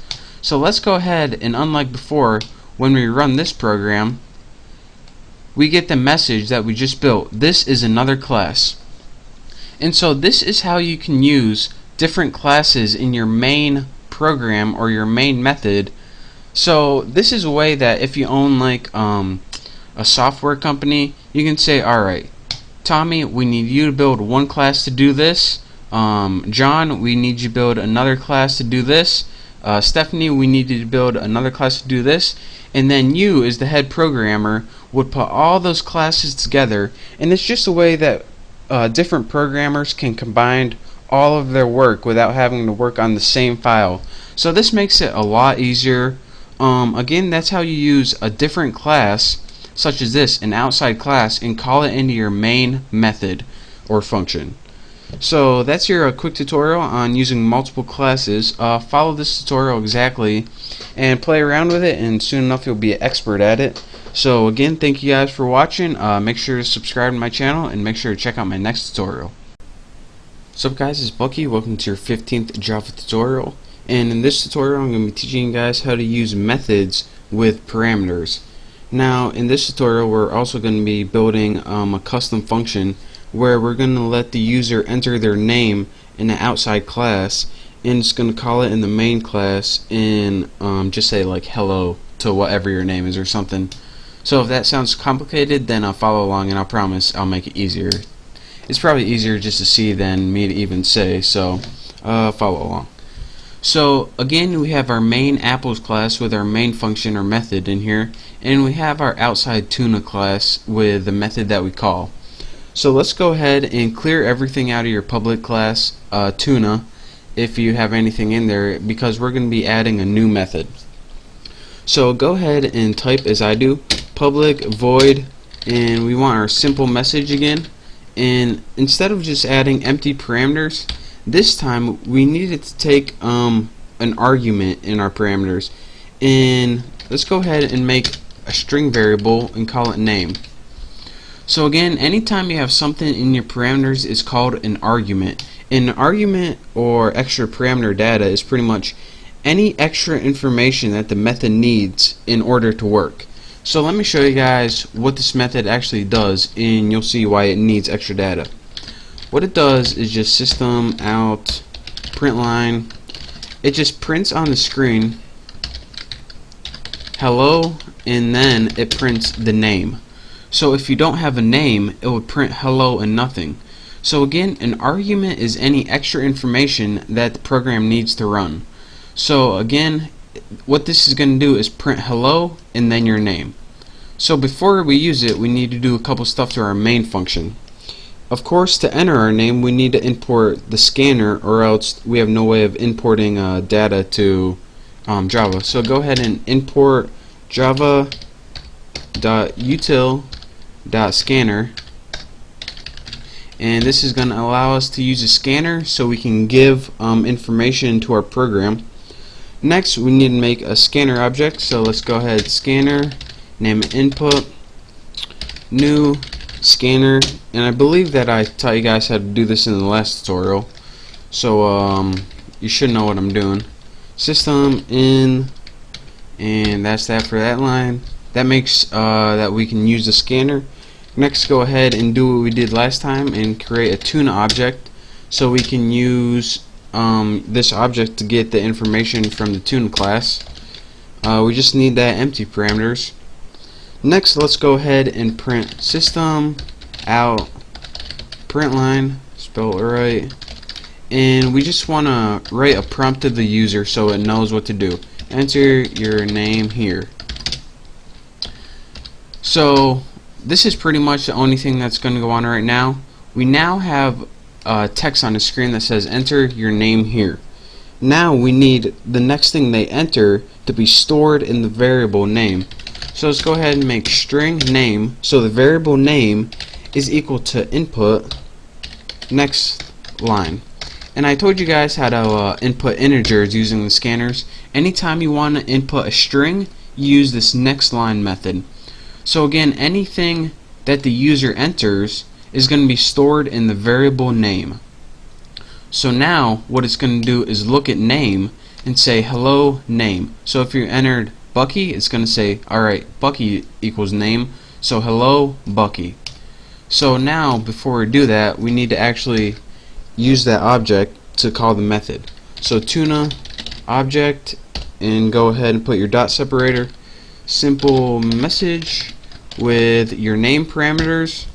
And again, unlike last time where you don't use anything at all, you have to put the argument that it takes in here.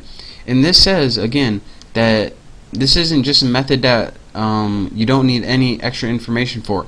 We're going to give you this extra information for something because we want you to do something with it. So go ahead and let's run this program, and then I'll show you guys what it does later. Enter your name here, Bucky Roberts, and then it says hello Bucky Roberts. And let me talk you guys through this one last time. We imported the scanner because that's how we how Java allows us to input stuff in the computer, like I typed in Bucky Roberts. Without this, I wouldn't be able to type in anything. Next, in our main function, we said alright, we want to put this just allows you to use the scanner after you imported it. We next made an object because without an object we can't use anything in this class, as I taught you in the last tutorial. Next, we just put a prompt on the screen. We learned this like in the first tutorial. Just showed what we needed to do. Next, we put, alright, we have a variable called name. We want this to be equal to anything we type in, and that's so if you have different users that are using this program, it doesn't just type the same message.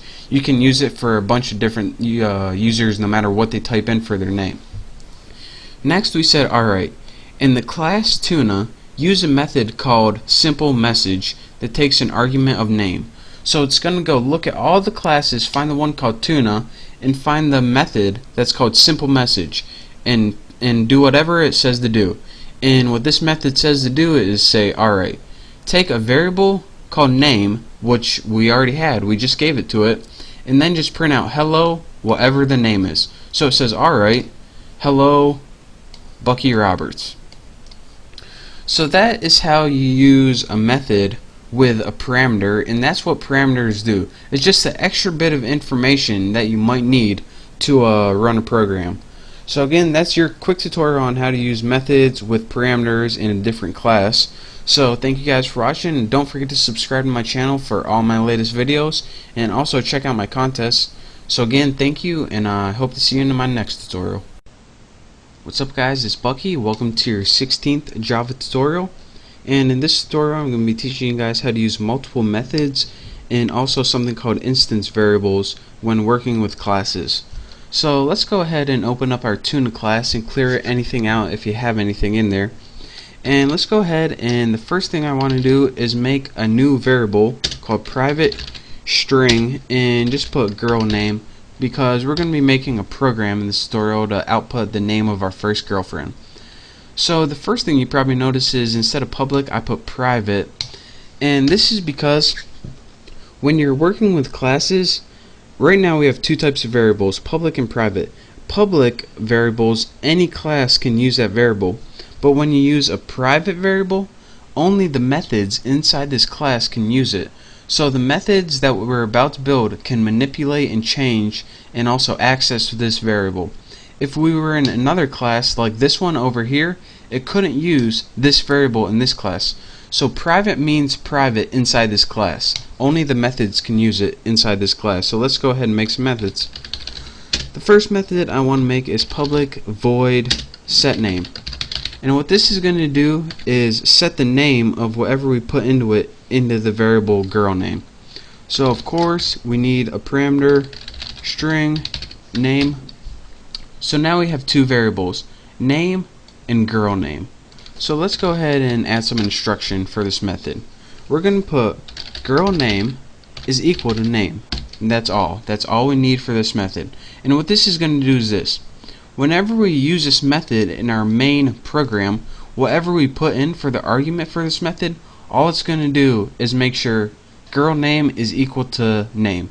So it's pretty much just putting girl name equal to whatever you typed in. Next, let's go ahead and make a method to access that. So let's go ahead and put public string, and this is the return type. Let me show you guys in a second. Again, we know public means access anywhere. The second thing after this is return type. And whatever your method does, it may or may not return something. This method is going to return a string. So that's why we need to put string. And if your method returns nothing, go ahead and put void. So now let's go ahead in our method body, let's go put return girl name. That's all. All it does is return girl name, which was made up here. Next, let's go ahead and make one last method, public void saying, and this is going to be our final output to the user. So all we need to put here is system out printf, and this is a new type of print if I didn't teach you before. What it does is take something like your make sure I'm spelling everything right. Your first girlfriend was %s, and whenever we use %s, it needs to know what string do I want to put in place of this. Well, we have a perfectly fine string right here in our get name, so let's go ahead and I won't copy that, I won't be too lazy. Get name.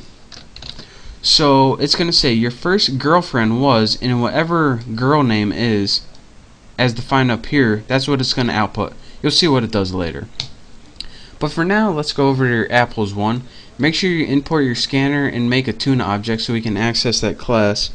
And now let's go ahead and just put a basic prompt on the screen so we can tell the user what to do. System out print line, and what were we going to print? Just print something like enter name of first girlfriend here. Just any prompt will do, just so we're not lost, so the user actually knows what to do. And after that, go ahead and we need to make a temporary variable. So we need to put string temp. You can name yours whatever you want. I just name mine temp for fun. Input, and this is where we use our scanner variable. Next line with empty parameters. And again, whatever the user types in as their answer, it's going to be stored in the variable temp. So that's what this line does. This is just a prompt. This takes whatever they enter and stores it in the variable temp right there. Next, we need to do something with this. So let's go ahead and use our tuna object, and we need that to access set name. And of course, the parameters for this is going to be that temporary variable temp. So what it's going to do is take the name that they entered and set it equal to girl name right here. It's going to take it, which is name, set it equal to girl name. Now we need to do one last thing. Now that we got that name equal to girl name, all we need to do is do tuna object dot saying with empty parameters. And what this does is use the tuna object saying. What is this, you may ask? The saying just outputs on the screen your first girlfriend was, and it's going to be whatever they typed in for the name. So let's go ahead and run this, see if I got any errors. And I don't, so let's go ahead and enter the name of your first girlfriend. Mine was Kelsey. Go ahead and press enter, and it says your first GF was Kelsey, stands for girlfriend. She was a babe. So let me tell you guys what this does one last time. Import scanner, we know what all this stuff does. Enter your name. What this does is allow us to enter a name, and it's going to store it in that variable called temp. And what the next line does right here is say, alright, in your class tuna, take that variable temp and use it in the set name method. So now it takes that variable named temp, which was Kelsey, and stores it as girl name. So now girl name equals Kelsey. So it says, alright, now what? Well, next I want you to just use the saying method in the class tuna. So it says, alright, we know that girl name is equal to Kelsey now, so now we can use that saying, what you told us to do right here, and just your first girlfriend was Kelsey. And again, if you don't know what printf does, then check out my C tutorials and I go over this. This is the common print function in the language C. Also, you can use it in Java, but this is just another way to print, so don't let it confuse you. So that is how you use instance variables and multiple methods. So again, you can use multiple methods in the same class. And don't forget, whenever you have a variable that's outside a method, again, it's outside all of these, but it's inside this entire class, it's called an instance variable. So that's where I get that name from. So I hope you enjoyed watching this tutorial. I hope you understand at least a little bit of it. So thank you guys for watching. Make sure to check out my next tutorial. I promise I'll be clearing this up for you. Don't forget to subscribe to my channel, and I will see you next tutorial. What's up guys, it's Bucky. Welcome to your 17th Java tutorial. In this tutorial I'm going to be teaching you guys about something called a constructor. Now what a constructor does is it allows you to initialize variables as soon as you create an object. So for example, whenever you created this variable right here, as soon as you created your object, let's go ahead and do that right now. Tuna, let's make one called tuna object like before, equals new tuna, and of course we had empty brackets. As soon as we did that and tried to use our object, such as tuna object saying, and what we would do if we ran this, it said your first girlfriend is null. And this would be because whenever we try to use girl name, it didn't have a value yet. Well, what a constructor allows you to do is give this variable a value as soon as you create your object. So let me show you guys how to make a constructor, and then I'll talk you guys through it one more time exactly what it does. Now, how you make a constructor is pretty much exactly how you make a method. The only difference is the method's name has to be the exact same thing as the class name. So let's go ahead and write public tuna, and as you can see, since we're working in a class called tuna, a constructor method has to also be called tuna. So let's go ahead, and what I want this to do is assign a value to this string variable, girl name. So let's go ahead and write string name, of course, and I'm going to have this do the exact same thing as this set name did. So girl name equals name. The only difference is, instead of having to call the set name method, we can just do it all as soon as we create our object. So let's go ahead, and now we have a constructor object that we're gonna, well, let me just show you guys what it does.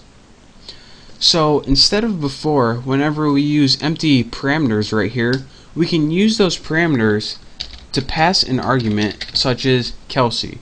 Now let's go ahead and run this, and it says your first girlfriend was Kelsey. So that is really a simple way of how you can use a constructor. Let me talk you guys through this one more time, and then I'll show you guys another neat little trick. And if you want to initialize a variable as soon as you create your object, such as this, all you have to do is create a method and name it the exact same thing as your class, and all you have to do is put whatever you want to initialize in here, and then whenever you create your object, instead of leaving those parameters empty, just put your argument in there, and that'll go to your constructor and initialize all those variables for you. So if you're saying, alright, why is building a constructor even remotely useful? Why couldn't I just leave those empty like before and use this little method right here later on? Well, say you had more than one object. So say you had another object called tuna object 2. And another thing I want to point out, I don't know if I told you guys this before, but every time you have an object, it has its own set of variables. So for example, say you have something in this one called Nicole. That was the name of my second girlfriend, appropriately named tuna object 2. And say you have tuna object 2. This variable that is, what was it called? Girl name? This is an entirely different variable than this. These two objects, they can't see each other's variables. So that's the kind of beauty of creating object. It gets its own set of variables. So now this object can have output saying, and now you can also have a saying for tuna object 2, not 21, saying, and let's see what this one does right here. It says your first girlfriend was Kelsey, your first girlfriend was Nicole. So let me give you guys a rundown one last time. The first thing you did is create a constructor, and again you did that by naming a method the exact same thing as a class. What this constructor allowed you to do is allowed you, as soon as you created an object, and we created two of them right here, it took that value and passed it into girl name. And from there you can just use a girl name anytime you want to use that object. So it used girl name, which was Kelsey, in tuna object, and girl name, which was Nicole, in tuna object 2, and passed it into the method saying for both. So again, that's not as important as how to create an object, or excuse me, a constructor. And again, one last time, what a constructor does is it allows you to initialize variables as soon as an object is created. So that's your real quick tutorial on how to use a constructor and what it does, and we'll be coming across that later on, and it'll get easier and easier as I'll show you guys how to use it in a more useful application. But for now, I just wanted to show you guys the basics. So thank you guys for watching.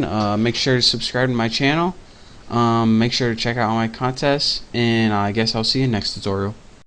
What's up guys, welcome to your 18th Java tutorial. In this tutorial I'm going to be going over something called nested if statements and also else if statements. So I gave you guys a quick heads up on what an if and else statement was in a couple tutorials ago, but I'm going to give you a refresher real quick in case you forgot, and then I'm going to be getting into some more stuff that we're going to be needing later. So go ahead and make an integer. You can have it whatever you want. I'm going to name mine age, and set it equal to something like, actually set it equal to 60. Next, let me remind you guys what if statement does. What if statement does is it tests a condition, and if that condition is true, so age is less than 50, it does a certain thing. So let's say if age was less than 50, which is not, we want you to print out on the screen. Let's make sure I got this typed right before I go any farther. If age is less than 50, then you're pretty young, so you are young. So it allows you to make a decision if a condition is true. And we also went over the else, and what this does is it gives it alternative unless that condition is false. So let's copy that because we're lazy, and let's put you are old. And let's go ahead and see what this does right here.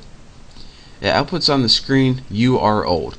So what this did, real quick, I'm not going to get in detail because I told you later, it looked at this variable called age and tested if it was less than 50.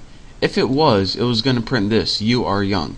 But it wasn't, so it printed this. And again, this is how you can give Java a way of making many choices, or just one choice in this condition.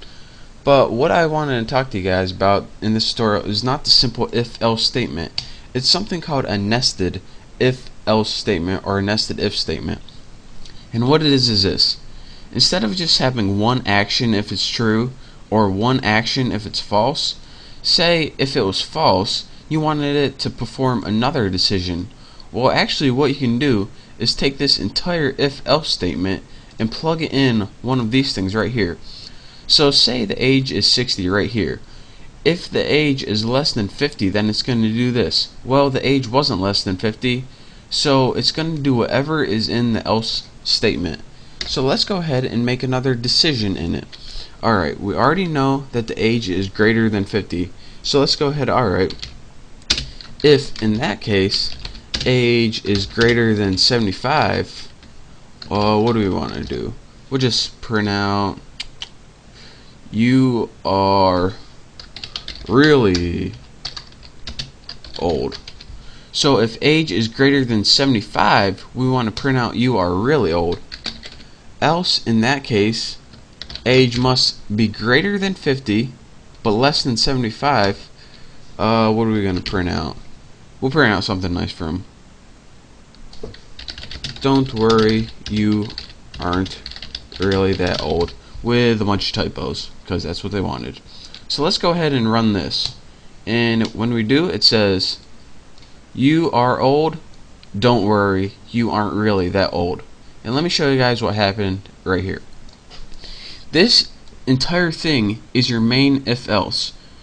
This is what's going to happen if it's less than 50, and this is what's going to happen if it's greater than 50.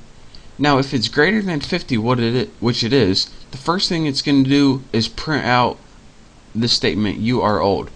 And then it's going to say, alright, what else do I do if it's greater than 50? Oh, I got a whole nother decision I got to make. So aside from this entire decision, I got to make another decision. Is my age greater than 75? No, it's 60. Well, then I'll go to this one. Don't worry, you aren't really that old. So again, that's how you can embed an entire if-else statement inside another if-else statement. And you could have just as easily put this in the first one, but I decided to put this in else because that's where our decision led. So that's your quick tutorial on how to make what this is called is actually nesting. When you have one if-else statement inside another one, it's called nesting if statements, or nesting if-else statements. So that's your quick tutorial on how to do that. In the next tutorial, I'm going to show you guys how to use something called else if. So make sure to subscribe. I'm looking forward to it, and I'll see you then. What's up guys, it's Bucky. Welcome to your 19th tutorial in Java. And in this tutorial, I'm going to be going over something called an else if statement. Now what an else if statement is pretty much a way of giving Java many options. So in our last tutorial, I showed you guys how to build an if statement such as this one, where we had a condition which if age was greater than 60, then we want you to do something like system out print line. I'm going to copy that so I don't have to keep typing it. So if it's over 60, say you are a senior citizen. Let me type it right. There we go. So if statement allows you to give it one option. We also have something called else, which gives it another option. Say else if it's less than 60, you are a young buck. And when we run this, make sure we don't got any errors. It says you are a young buck. So again, a simple if statement, what this allows you to do is give it one option and an alternative option. But there's a way where you can do more than just two options. And you do this by, in the middle of if and else, you add something called a else if. And what this is pretty much a third option. So let's say, alright, if age is greater than 60, print this. Actually, let's put greater or equal to. Else, if age is greater or equal to 50, we want you to print you are in your 50s. And we can have as many of these else if statements as we want. So unlike last time where we only had one alternative, it tests to see if age is equal or where it stands in many different tests. So if it's greater than 60, do this. And if it's not greater than 60, then it must be less than 60. So else if it's greater than 50, do this. And we can do this all the way down. Actually, let's go ahead and just copy that, save us some time. Copy and paste, and let's change this to 40 and 40s. So let me put 45, and I'll show you guys why this does this. Go ahead and put run, and it says you are in your 40s. So here's what it did. It can only do one of these things. So here's what it does. The first thing it does, and remember our age is 45, it says, alright, is age greater or equal to 60? Nope, it's less, so I'm not doing this. Is age greater or equal to 50? Nope, it's not, so I'm not doing this. Is age greater or equal to 40? Yes, it is greater than 40, so I am doing this. You are in your 40s. So that's why it outputted you are in your 40s. And again, whenever you use the if statement, as soon as it finds its answer, it exits the whole thing. So it can only do this, this, this, or this. And since it did this one, since age was greater than 40, there was no need to go to the else because it already found its answer. So that's how you can give a variable many tests using an if else statement. Again, the if is the main test, and the else if statements are alternative tests if these previous tests are false. So it's pretty much just a way to give it a bunch of different options when testing the same variable, or you can even test different variables if you want to be dumb. But that's your basic tutorial on an else if statement and how to use it in Java programming. Again, it's called else if, and it goes in between the if and else to give it more options. So in the next couple of tutorials, I'll probably be clearing this up later and showing you guys why it's actually useful in applications. But for now, I just wanted to show you guys the basics of it. So thank you guys for watching. Make sure to subscribe to my channel, and don't forget to check out all my other videos. So again, thank you, and I'll see you in the next tutorial. What's up guys, it's Bucky. Welcome to your 20th Java tutorial. And in this tutorial, I'm going to be talking to you guys about something called a conditional operator. Now, what conditional operators are is pretty much another way of using an if-else statement, but it's really compact and it's really small. So go ahead and create a variable called age and set it equal to 21, or set it equal to whatever you want. It's not going to matter. What a conditional operator is let me just show you. Make a simple print statement, system out print line, and in this print line, this operator is so small that we can write the entire thing as an argument. And what it is this. The first thing you need to do is give it a test. So if age is greater than 50, after you give it a test, you add a question mark. And what this means is treat this as a Boolean expression. So it's going to see if age is greater than 50, is it? Well, now you have to give it two options. If this is true, you're going to give it it's going to execute the first option. If it's false, it's going to execute the second option. So since this is already in a print statement, all we have to do is add strings of text. So if it's greater than 50, put "you are old." And how you separate the true from the false, you add a colon, not a semicolon. That's a regular colon.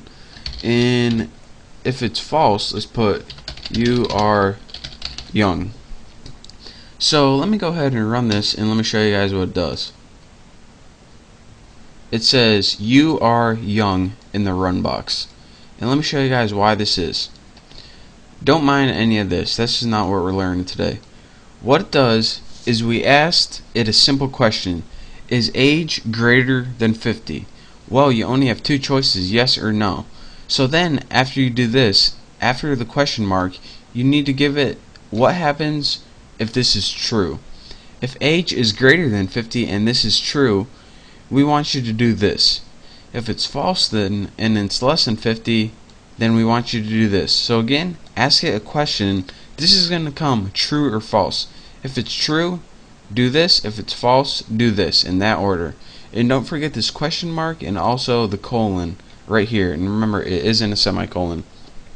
So that's your real quick tutorial on how to use a conditional operator. And again, this is sometimes can be substituted for if-else statement. But I'm usually going to be writing just basic if-else statements. I just wanted to show you guys, in case you come across this, you actually know what it is and aren't lost. So that's it for this tutorial. Thank you guys for watching. Make sure to check out my next tutorial and make sure to subscribe to my channel. So again, thank you guys, and I'll see you next time. What's up guys, welcome to your 21st tutorial. And in this tutorial I'm going to be building a simple application to average a bunch of numbers together. Now, we already learned all the basic tools, but we haven't really seen how to combine them all and build a simple program. So that's what I'm going to be teaching you guys in this tutorial. Again, what I'm going to be doing is inputting 10 numbers into the program, and it's going to give me the average. So the first thing we need to input numbers is the scanner. So let's go ahead and import it. Again, that's Java util scanner. And this allows us to import the scanner, but we also need to create an object so we can use it after we imported it. So let's go ahead and make scanner input. You can name it anything you want. New scanner with a parameter of system in. And don't forget, our system in is the keyboard, so that's why we add that. Now that we have a scanner we can use, we can begin making the variables we need for this program. So let's go ahead and make int total equal to 0, and this is going to be the total of all the numbers. Let's say we're inputting grades. Say we're like a teacher and importing grades. So next we need another one called int grade, and this is going to be the grade we enter. We have a next one called int average, and this is going to be after everything is done, we're going to average them all together, so we need a variable for that. And we also need the last one, that's int counter, and we're going to set that equal to 0 because we want to make sure our counter starts at 0. And I'll show you what that counter variable is right here when we're building our while loop. The counter variable is just the counter for the while loop. So you're going to say while counter is less than 10. So this while loop is going to execute 10 times. But what do we want to do 10 times? Well, since we're importing or inputting 10 numbers, we're going to want to put grade equals input next, excuse me, you need a dot since it's an object, next int with empty parameters.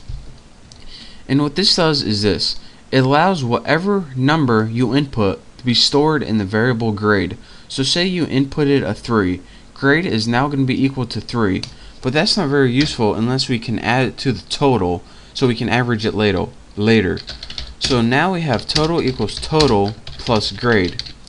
And what this does is take that grade and add it to the total of whatever it was before. And if you're saying, alright, how come you don't just put total equals grade? Because if you had like 30 in this before, it would now be equal to 3, and you want to add it to that 30, so it would be equal to 33. So that's what that does. Now you just need to do spell that right, counter plus plus, and this will increment your counter each time, so it actually goes through the loop. So here's what we have going on right now. We inputted a grade, we added that grade to total whatever it was before, and then we added 1 so we can actually get out of this loop. Now we have a while loop. What we need to do is find the average of the total. So let's go ahead and write average equal total over 10, and we know that it's 10 because that's how many numbers we entered. And now that we have our average calculated, let's just output it on the screen. So system out println, and let's put something like your average is plus average. So let's go ahead and run this and see how many errors I got. And if nothing pops up in the run box, then you know you're good to go. So let's go ahead and enter 10 numbers. 1, 2, 3, 4, 5, 6, 7, 8, 9, and 10. And it says your average is 5, which it should be. 1 through 5 average, 1 through 10 average is 10. So let me show you guys one last time how this simple program works. This and this is just a scanner, which you should know allows you to input numbers. You now have 4 variables. The total holds the sum of all the grades. The grade allows you to import numbers individually. Average is going to be used later to average them all together. And this is just a counter variable for the while loop, which you should know what it does. Next, you put input next int, and it's going to be temporarily stored in grade. And it's only temporarily because you change it with each loop. This total keeps a running tally of all the grades you entered. So total equals the old total plus the new grade. So this gives you a new total each time that keeps adding and adding up. After you have 10 grades entered, you take the average of the total, which is the sum of all the grades, and divide it by 10. And after all of that, you just give the user a nice little prompt. The average is, and it gives you the average. So again, this is how you can build a simple program using the tools we have thus far. And again, you can add some if statements in here if you want. It says if grade is less than 4, do this. If grade is higher than 5, do that. But we'll get to that later. I wanted teaching you some more advanced stuff before that. So again, that's how you build a basic program. I know you guys were itching to build something. So there you go. Thank you guys for watching. Don't forget to subscribe to my channel. And make sure to check out all my other tutorials and for all my latest Java programming, all that good stuff. So again, thank you guys. Don't forget to subscribe, and I'll see you next tutorial. What's up guys, it's Bucky, and welcome to your 20-second Java tutorial. And in this tutorial, I'm going to be talking to you guys about a for loop. Now the last couple tutorials I've been going over while loops, and this was a different loop, but a for loop is something totally new. So let me show you guys what the syntax for this is. Go ahead and type for, and as you can see it pops up in purple, and that's why you know it's a built-in variable, or excuse me, a built-in keyword. And the for loop takes 3 arguments or 3 statements inside it. The first one is where you want the loop to start, the second one's where you want the loop to end, and the third one is how much you want to increment it by. So if you want step 1 at a time or 3 at a time. So let me show you guys. You need to use the variable 3 times. So the first statement, you want to initialize a counter variable, and let's go ahead and set it equal to 1. And this is because we want our loop to start at the number 1.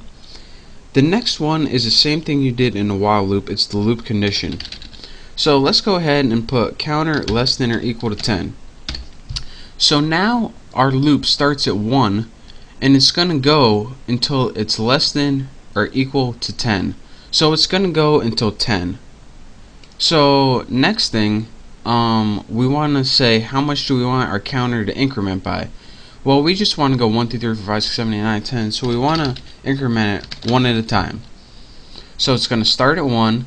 As long as it's less than or equal to 10, it's going to keep going. And we want you to go 1 at a time. So that's the 3 parameters your for loop takes. So now let's go ahead and write something in our for loop.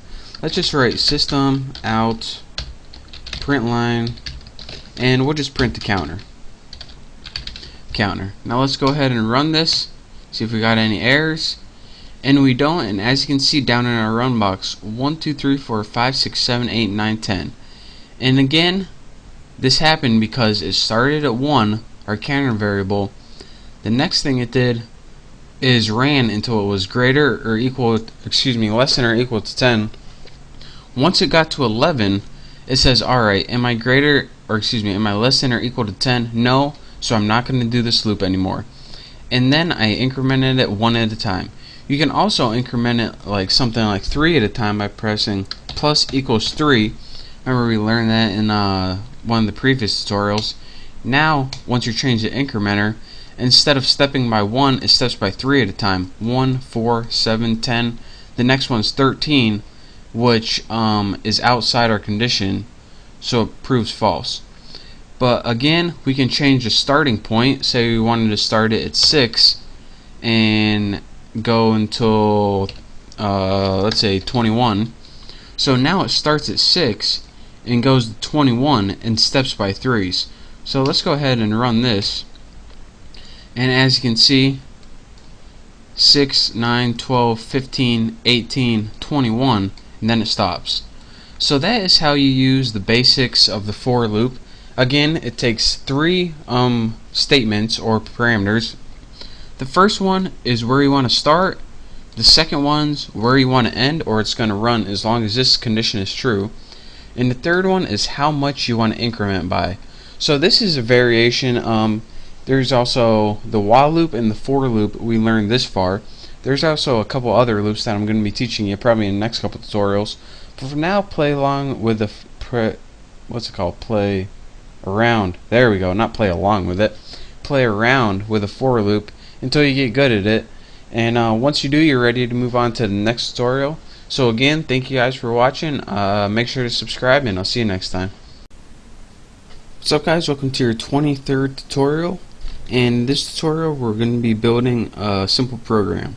So now that we learned what the for loop was, I'm going to be building a program to calculate something called compound interest. And this is pretty much like interest if you put your money in like a savings account or something. It will allow you to see how much money you have in the future. What I'm going to be using it for is to see how many subscribers that I'm going to have in the future. So right now, if you're watching this tutorial, and I'm making this when I have about 10,000 subscribers, and I figured out that I gain 1% of my subscribers each day. So with that information, I'm going to be able to calculate how much subscribers, or how many I'm going to have in the future. So the formula for compound interest is this: A, which stands for the amount, and this is going to be what we're solving for, the future amount, equals P, which is the principal, which is 10,000, times 1 plus R. And again, R equals the rate, and all of this is to the power of, the power of n, and n is the number of years. So we want to solve for A, and what we need to do is find P, which is the principal, 10,000, times 1 plus 1% to the power of n, and this is the number of years. So if this sounds really complicated, let me show you guys how to do this using a for loop, and you will be substantially impressed, I promise you. So we need 3 variables: double amount, and we don't know what this is yet, so we're just going to leave it set to nothing. Double principal, and again, we're using double because we want to use decimal points. We can't use int because these aren't whole numbers. We need to use decimal points. So double principal, we know what this is, 10,000, since that's how many subscribers I have to begin with. And don't put the comma there. 10,000. So we have the amount, the principal, and I told you guys the last thing they need is the rate. So double rate equals 0.01, since I'm gaining subscribers at 1% a day. So now that we have the amount, which we're solving for, we have the principal, the value that I'm starting with, and the rate, 1% a day, we can go ahead and make a for loop to build this program. So go ahead, and all this for loop is going to do is say how long do you want to run it for. Well, let's go ahead. Int day, we want to start with the first day, and we want to go to day 20. We can go to whatever we want. Just put less than or equal to 20, and put day plus plus. And all this says is start on day 1. Give me all the information from day 1 to day 20. That's all this does. Now let's get to the good stuff. We want to solve for amount. So that's what we're going to be setting it equal to, since we don't know what it is yet. But we do know what the formula is for it. It's principal, and make sure you type these right, principal, and again you need to times this by something to the power, and this calls for an outside method that's math.pow.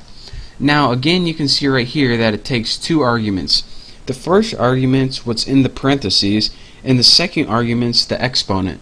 So again, let's go ahead and add those arguments right here. The first thing, what's in the parentheses, is 1 plus rate. And what do you want to give the exponent? Year. Or let's see what it was, day actually.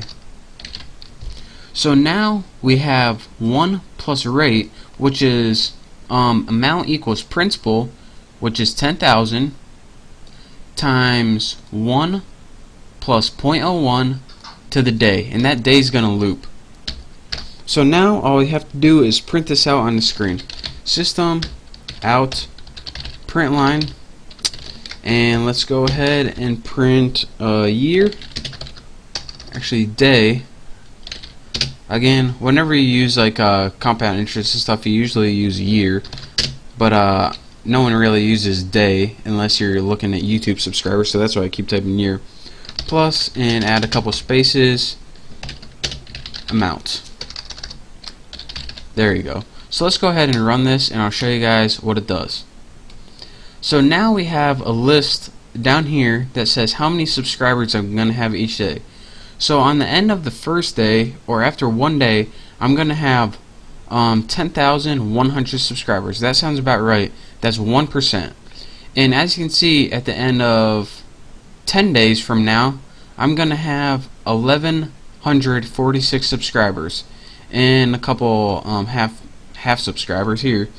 And at the end of 20 days, I'm going to have over 12,000 subscribers. So that is how you can build a program to calculate something like investments or your mortgage payments or something like that. Again, let me show you guys how this works one last time, as I always do. We needed principles. We needed 3 variables because that's how many variables are in this formula. You need to figure out the amount, which we don't know yet, but we do know the principal, which is the starting point, and the rate. We want to set the amount, which you don't know yet. It equals the principal times 1 plus the rate, which is 0.01, times the day. And this is where the for loop comes in handy, because this goes 1, 2, 3, 4 all the way to 20. And next we just outputted it on the screen. So again, if you're watching this tutorial, then Google what the formula for compound interest is, and you'll be able to follow along easier. It's kind of hard seeing in this unless you're looking at the formula. But that's pretty much how you calculate compound interest. So thank you guys for watching my tutorial. Play around with this, and I promise after you do it one time, you'll be an expert at it. So again, thank you guys for watching. I hope you enjoyed building a simple application. Don't forget to subscribe to my channel, and I'll see you next tutorial. So guys, welcome to your 24th Java tutorial. And in this tutorial, I'm going to be teaching you the do while loop in Java. Now, what the while loop did, if you remember, is it had a test condition, and whenever that test condition was true, it executed the loop body. But what the do while loop does is execute the body before it even gets the test condition, so you're guaranteed to execute the body at least once before you even check to see if you should be doing it or not. So the first thing we need to, in order for me to show you guys how to do this, is a variable. Just make a variable called counter or something, set it equal to 0. Next, let me show you guys the syntax for the do while loop. Go ahead and write do, and then write something to do in your body of your loop. I'm just going to put system out print line, and I'm just going to print that variable counter, but I'm going to spell it right. And next I'm just going to increment the variable counter so this loop actually ends. And now after you're writing your loop body, then you write the while condition. So you want to do this while your variable counter is less than or equal to 10. So let's go ahead and show you guys why this works. As you can see in the run box, it goes 0, 1, 2, 3, 4, 5, 6, 7, 8, 9, 10. Oops. So we had a counter that was initialized to 0, and it did print it out while the counter is less than 10. And if you're saying, alright, this looks an awfully lot alike, wait a minute, it looks an awfully lot alike, there we go, like the while loop. So if you're wondering why is this even different, let me show you guys. It only does this loop while the counter is less than or equal to 10. So what if our counter was initialized to 15 or something like that? Well, what it would do, since it doesn't check the condition until after the loop, is it executes this first, so it would print out 15, and then it would see, alright, I'm only supposed to do this while it's less than or equal to 10, so I'm not going to do it anymore. So let me go ahead and run this, and as you can see in our run box we get 15. So that is the difference between a while loop and a do loop. Anytime you want to do something at least once, you use a do loop. Anytime you want to test it first and only run it if the test is true, that's when you use a while loop. But again, a do while loop guarantees you at least one run of your loop, and a while loop only runs it when the test is true. So that is how you use a basic do combined with a while loop to form a do while loop. That's what it's called. So practice this, and after a while you get good with it, and I'll show you why it's useful later on. This wasn't really a useful application, but this does have many uses in Java programming, so I'll show you why when we build applications later on. But for now, just get familiar with the syntax with it, and once you are familiar with it, you're ready to move on to my next tutorial. So thank you guys for watching. Don't forget to subscribe to my channel, and I'll see you next time. What's up guys, it's Bucky. Welcome to your 25th Java tutorial, and in this tutorial we're going to be going over different methods in the math class. Now let's see, it was probably like 2 tutorials ago when I built a simple compound interest calculator. We use one of the methods called power by using pow, and this allows us to use the power function, methods they're called in Java. But in this one I'm going to be teaching you about other useful methods. So the first thing we need to do is go ahead and make a print line out on the screen. So print line, and make it take an empty parameter for now. And in this parameter I'm going to be putting all the methods of the math class. So go ahead and type math, put your dot separator, and then the first one, first one I want to teach you guys about is called the absolute value, and that's ABS, and inside your parameter it takes one number. Now what the absolute value does is take any number, negative or not, and give you the absolute value of it. So if you have 26.7 and you go ahead and run this, it would output 26.7. This is pretty much, if you have a positive 26 it would give you 26. If you have negative 26 it would give you 26. How much away from 0 that this is. So that's what ABS does, absolute value. The next thing I want to teach you about is ceil, and this stands for ceiling.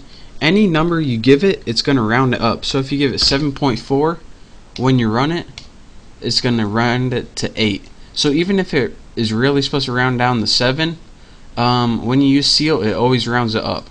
Now since it has ceil, there's always something called floor.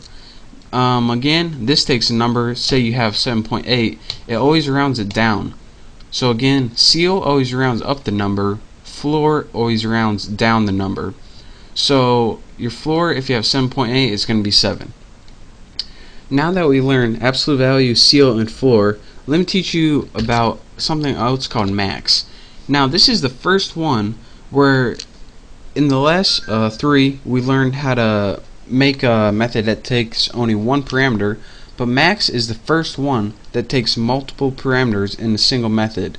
So what max does is you give it 2 numbers and it gives you the maximum of those numbers.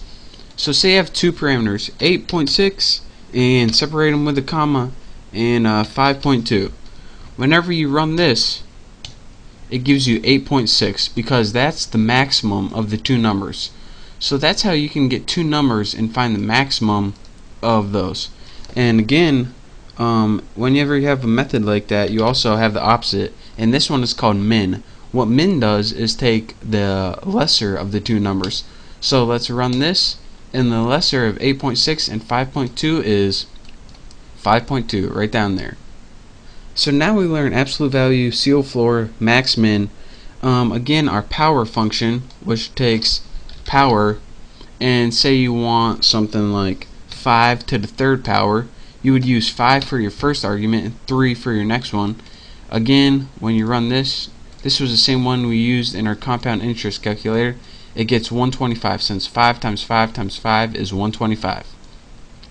And the last built-in method I want to teach about in the math class is something called square root. In SQRT, that's what it stands for. It only takes one parameter, such as 9, and it finds the square root of that number. So when you run this, the square root of 9 is 3, outputs 3.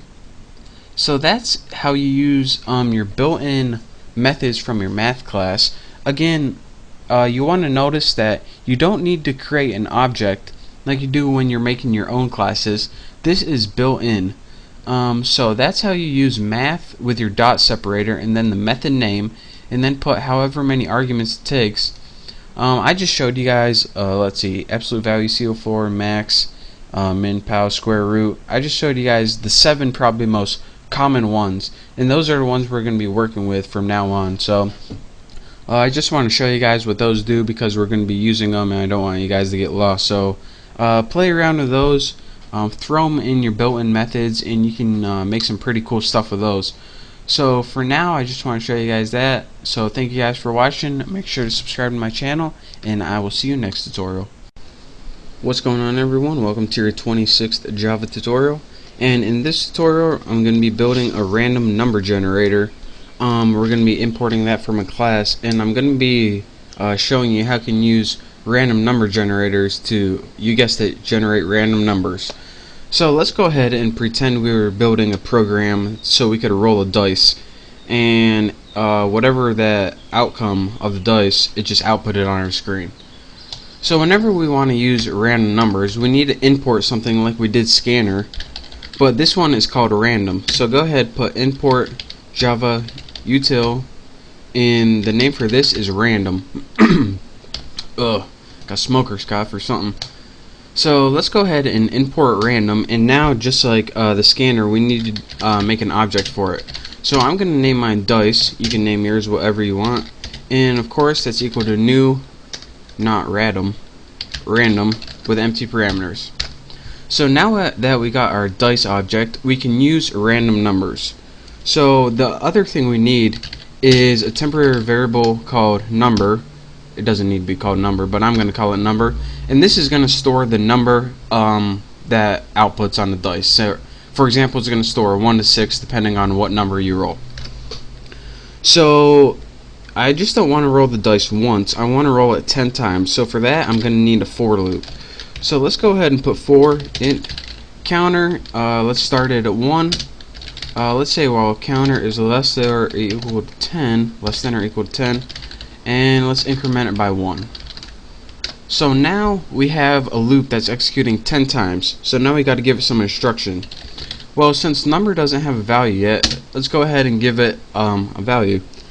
Now what you would usually do is use your object like this, number equals dice, and then put your dot separator next int because you're getting an integer, and then type in how many options you want it to have. And since a dice has options 1 to 6, I'm going to go ahead and put 6 right there. Now this would work right here, and let me show you guys what this does. Let's just go ahead and system out print line, and this is gonna work fine, so you can pay attention to this number plus, and we don't need that other one right there. So looks good enough. Let's run it and see what it does. It says 3 2 3 4 5 0 1 1 2 1.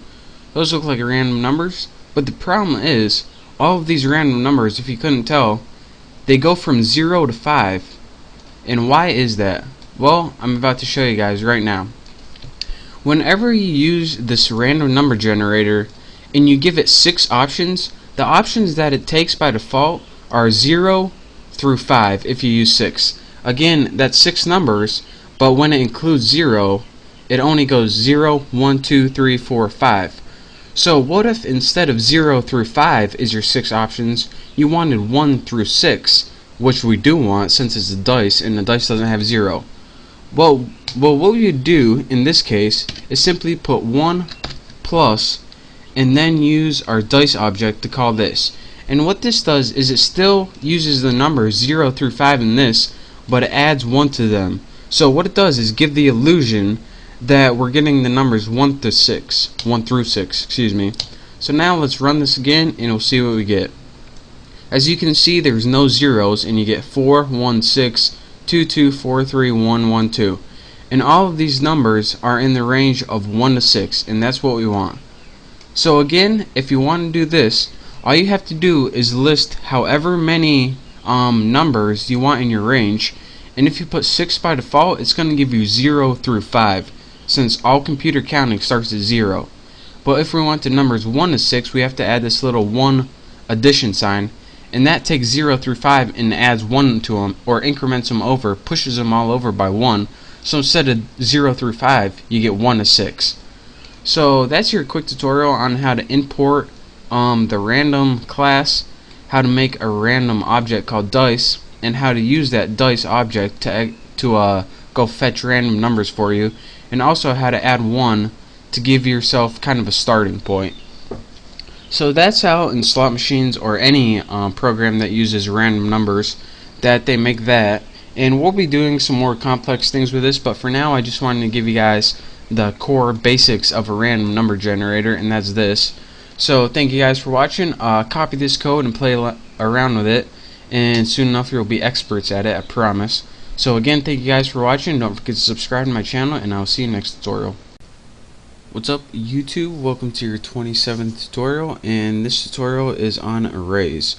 Now what an array is pretty much a variable that can store many values in it.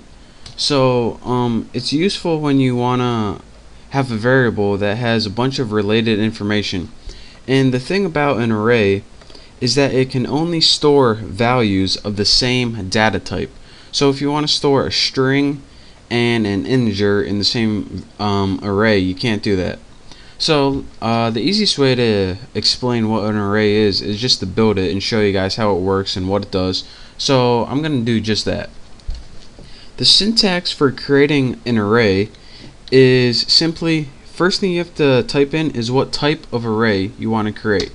And I want to create an integer array to hold integers, so go ahead and press int. The next thing you do is name your array, and I'm going to name mine Bucky so it doesn't get confused. The next thing you do is put square brackets, and this is right between the P and the backslash on your keyboard. And this is just so the square brackets tell Java that you're going to be working with an array. If you did this, then it would just be a regular variable. But when you put the square brackets in, Java knows, alright, you're about to make an array. The next thing you do is set it equal to new, since it's a new array, int again, or whatever type of data you're going to store, and square brackets. The only thing different is, inside the second square brackets, you need to put a number in there. And this number indicates how many values or how many variables you're going to store in your single array. So I'm going to store 10 variables or 10 values, and if you don't know exactly what's going on, I'll show you right now. So now we created an array and it's named Bucky, and I told you guys that you can store 10 values in this single array named Bucky, and you're saying, alright, how do I do that? Well, since we created a variable, or excuse me, an array named Bucky, we have something called indexes for that array, and each index allows us to store a separate value, and those indexes begin with 0 and go all the way to 9. And again, your computer's kind of weird because even though you made 10 elements, it doesn't start 1 and then go to 10. It actually starts 0 to 9 because your computer loves to start counting at 0 for some reason. So our 0th element in Bucky, which is our first element, we can set it equal to any value. Let's set it equal to 87 so you don't get confused. Next, you go ahead and make your next index or your next element of your array and set this equal to some other value. I'll set it equal to 543, and you do this all the way until you get to the last one, which is 9. Let me just leave a couple out because I don't feel like typing them all. And now once you did all of this and you set all your elements of your array equal to value, you can use those elements in your array, and I'll show you how to use them. Let's just go ahead and make a system out print statement, print line, might as well. All you can do in order to use this array, instead of giving the variable name, you just give the name of the array and type whatever index you want to use. So if I used Bucky1 to print out, what it would do is say, alright, what's the value for Bucky1? 543. Let's go ahead and run this, and look in our run screen, 543. So that's how you can use an array. And again, an array is pretty much a single variable that can hold multiple values depending on what you typed. So for example, we made this array able to hold 10 values, so it was able to hold 10 things. I only made 3 right here because I was too lazy, but you can make 0 through 9, which would give you 10. And again, how you use it, just write the name of your array and then write this little subscript that's called an index inside, and that's how you reference it, just like you reference a regular variable. Now if you're saying, alright, an array wouldn't be really useful if we needed to type every single variable over and over again. Well, an array comes in handy. Let me get rid of this stuff right here. One of the neat things about an array is you don't have to type 10 variables when making your array. There's another way that you can do this, and let's just go ahead and get rid of everything. Let's tighten this up a little bit. That's what she said. Another thing you can do is make something called an array initializer. And what this does is it initializes all your arrays without having to type the array name, subscript value, array 1 subscript value, array 2 subscript blah, blah, blah. It gets hard to even say. So here's how you make an array initializer. Go ahead and type what type of array you want, Bucky, and again don't forget to square bracket so it knows we're working with array. But instead of typing new int 10, what you can do is just simply add those little curly bracket things and go ahead and begin typing numbers in here. 2, 4, 5, 7, 9. And what this does is instead of having to tell your array how many values you want to store in it, it automatically counts how many values you put in and assigns a subscript to each one of those. So instead of putting Bucky 0 equals 2, Bucky 1 equals 4, Bucky 2 equals 5, Bucky 3 equals 7, Bucky 4 equals 9, it automatically does that for you in this entire statement. So now whenever we use Bucky and say we wanted to use 2, again it would be Bucky 0, Bucky 1, Bucky 2. So Bucky 2 would be equal to 5. So let's see if we got it right. Run it, and as you can see, it outputs the number 5. So again, this is a different way that you can create an array using an array initializer. I don't even know what the first thing is called. I guess it's just called initializing or creating an array or something. But this is how most people do it, and create an array initializer, and then you don't have to go through the process of typing Bucky 0 equals yada yada yada. You don't have to do that a million times. All you have to do is type it in a nice little list, and it automatically does all the work for you. And again, whenever you want to use one of your values or variables in your array, just write the name of the array and the number, and again the number is called the subscript or index. I usually call it the index or just number. So that is your quick tutorial on arrays and how to create an array, and also how to make an array initializer. So I hope you enjoyed it. Practice this a little bit, and in the next couple tutorials I'll show you how to use arrays in programs and how they're useful and why they're useful in applications. So thank you guys for watching. Don't forget to check out my next tutorial, and I will see you then. So guys, welcome to your 28th Java tutorial, And in this tutorial I'm going to be creating just a basic array table to show you guys visually the index and value of each array. So let's go ahead and just make a header for our table using a system out print line statement, and I'm just going to put index and then put a tab, and \t is just a tab. It's like 5 spaces or something. I didn't feel like typing 5 spaces because I'm lazy. Just put \t, then put value. Let me show you guys what this is real quick. This gives you this index value, and that's the header for our table. So now we have a header. I can go ahead and list the index and value of each array. But before we do that, we need an array, of course. So I'm going to make an integer array called Bucky, and I'm going to use that array initializer that we used last time, and go ahead and add like 5 or 6 values or something. Add like 32, 18, 54, and 2. It doesn't really matter how many values you add, as you'll see why later on. But go ahead and make an array and put some values in there. It doesn't really matter what they are or how many you have. Next, let's go ahead and make a for loop to loop through each index of our array. So let's go ahead and press for, and we want it to start. Let's make a counter variable before I keep talking. We want it to start at 0 because our array, our first index of our array is 0. Even though it might have 6 elements in it or 5, the first one is the 0th index. And you'll see why this is later on. And then the next thing you want to do is give it, how long do you want to go? Well, as long as it's less than however many are in your array. And this brings me to another point. Every time you make an array, your computer knows how many objects are in that array, and it stores it in something called the name of your array .length. And the only thing that's going to change in this is the first one. Whatever you named your array .length would be in this case 1, 2, 3, 4, 5. So counter is less than 5. But if your array changes, you don't have to change this. So anytime you put your array name .length, that gives you the length of your array. It's built into Java. It's a pretty cool function.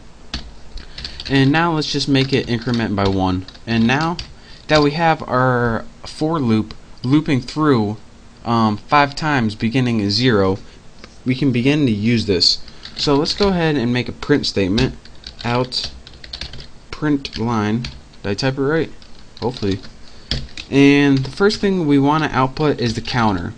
And what the counter is going to resemble is our index. It starts at 0 and it goes to 4. 0, 1, 2, 3, 4. And this is going to resemble the index. So this counter has the exact same value as the index. Next, let's go ahead and just put a tab, because I'm too lazy to put a bunch of spaces. And now our last value we want to enter, and this is going to be under the value tab of our table. We want to enter the value of the array. So Bucky, and in here we have the index, which is going to be counter. So let me run this and let me show you guys what this does. Hopefully I don't have any errors, and I don't. So here's what it does. As you can see, we have built a nice little table right here that shows us what index of our array is and what the value is. So Bucky 0 equals 32, 1, 12, and so on. Now as you can see, Bucky 0 equals 32, 1, 12, 218, 354, 4, 2. And that's what this table did down here. There you go. Now let me show you guys, or explain to you guys one last time why this works.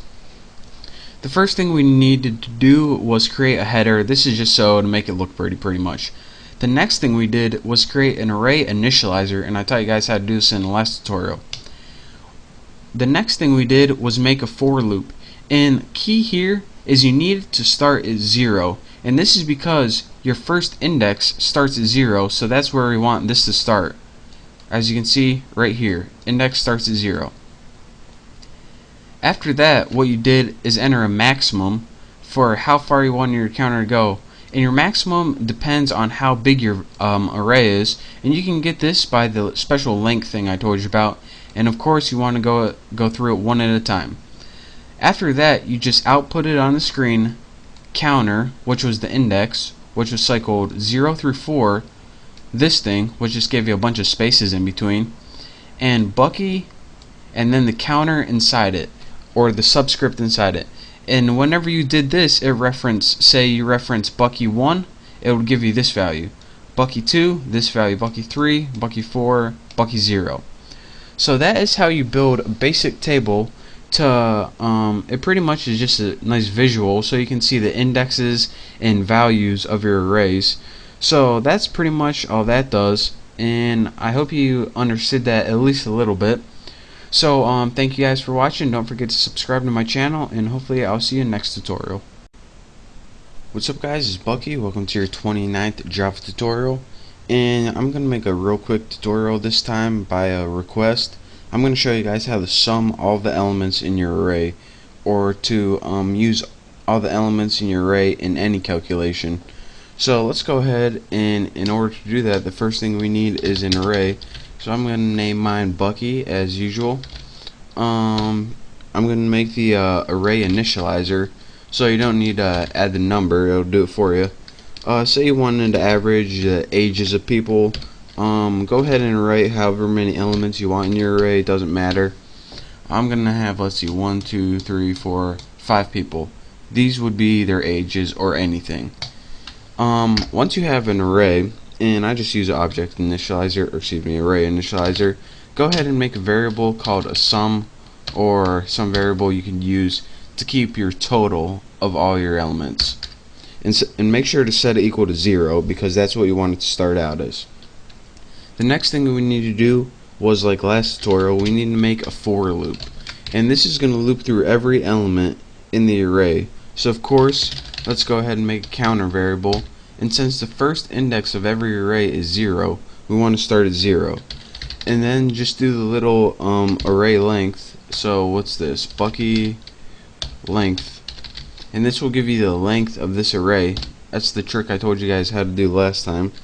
And then go ahead and increment it by 1. After this, and you don't really need these curly brackets since it's only one line, but you want to take the sum and you want to add the previous number to it. So let's go ahead and do that. And what this is going to do is take whatever the value is and add it to the sum. So first it's going to take 21, add it to 0, 16 added to 21, 86 added to that, 21 added to that, 3 added to that. And it's going to go through and store all of these values added together in the variable sum. So then, once we have all that, all we have to do is output it on the screen. So let's go ahead and put system out print line, or whatever print you feel like using. And then let's go ahead and write the sum of these, might as well spell it like that, numbers is, and then let's go ahead and write our sum variable, and this should be it. Hopefully it works. There we go. And let's go ahead and run this, and if it works, actually forgot to put a space right there, but the sum of these numbers is 147 right there. And again, it displayed it like that because I forgot to put a space right there. And if I do, it gives us our correct. The sum of these numbers is 147.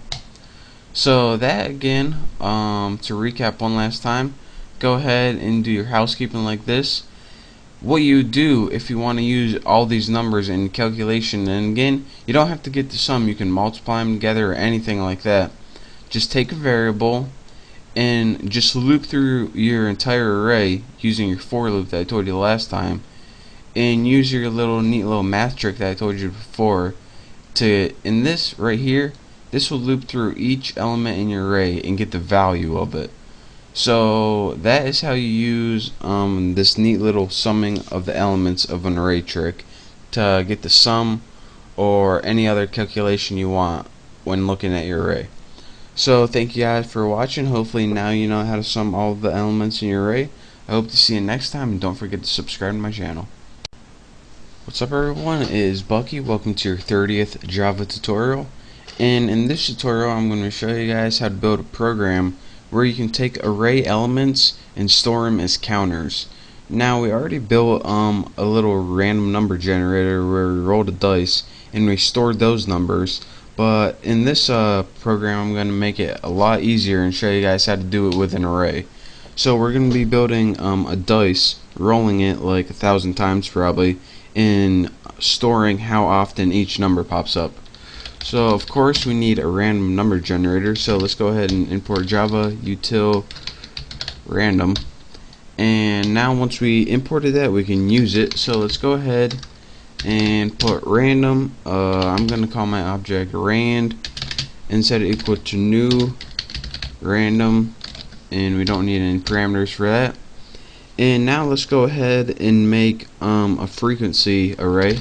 So just name it freak or whatever, not that kind of freak, this kind, and just set it equal to new int 7. Now if you're saying, alright, there's only 6 sides on a die, why am I having 7 elements in my array? Well, we're creating 7 elements because remember the indexes go from 0 to 6. 0, 1, 2, 3, 4, 5, 6. Since 0 is included, that's 7 elements. And we're going to have an array index of 0 and 1 to 6 that we aren't going to use. We aren't going to use we aren't going to use 0, but we need 1 to 6. So that's why we need 7 elements, so we can get 1 to 6. If we only created 6, then it would go from 0 to 5. So now we can go ahead and make a for loop to roll the die 1,000 times. So let's go ahead and put for and just put int roll equals 1. We'll start at roll number 1, and let's put like roll, if you want to roll 1,000, just go ahead and put 1,000, and of course go ahead and increment it by 1. And again, this just loops this 1,000 times. So you should know that, but what I want to teach you guys is this. Anytime that roll pops up, actually let me go ahead and write the line of code first, and then you can see exactly what's going on. Go ahead and take your frequency array and go ahead, you want to add 1 to something.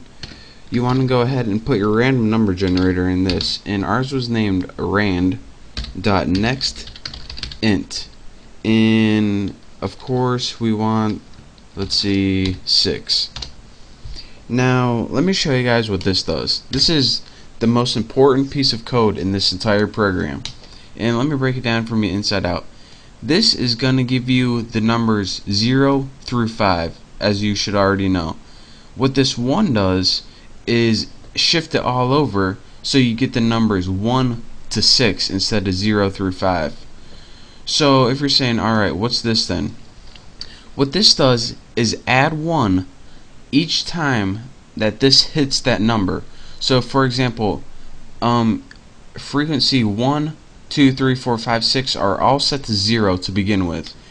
If this rolls and on the first roll it gets a 3, then freak 3 is going to equal 1. If it rolls again and it hits a 3, freak 3 is going to equal 2.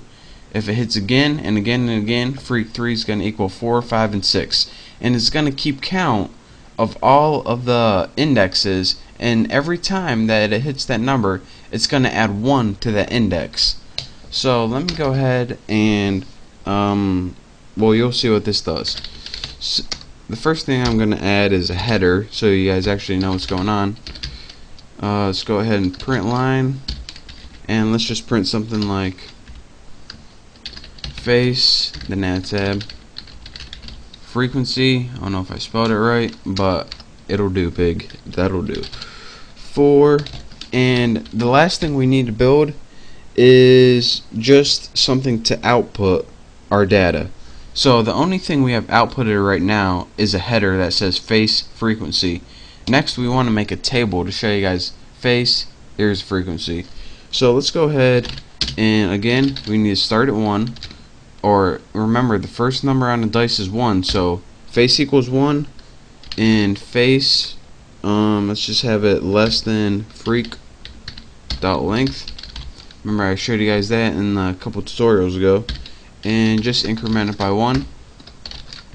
And now what do I want to do in this loop? Remember, this loop's going to go 1 to 6, and it's basically just going to make a table that has the list 1 to 6. So I want to put system out print line, not print line. Can't get it. Print line. There we go. Finally. And let's go ahead and put face, because that's going to be the first variable we want output is just a face. This is 1, 2, 3, 4, 5, and 6. The next thing we want output is just a tab to give some spaces, and then after that we want to output the value of each array index. So put your array, name your array right there, and put your indexes right there. So let me run this program, make sure I don't have any errors, and I'll show you guys what we got.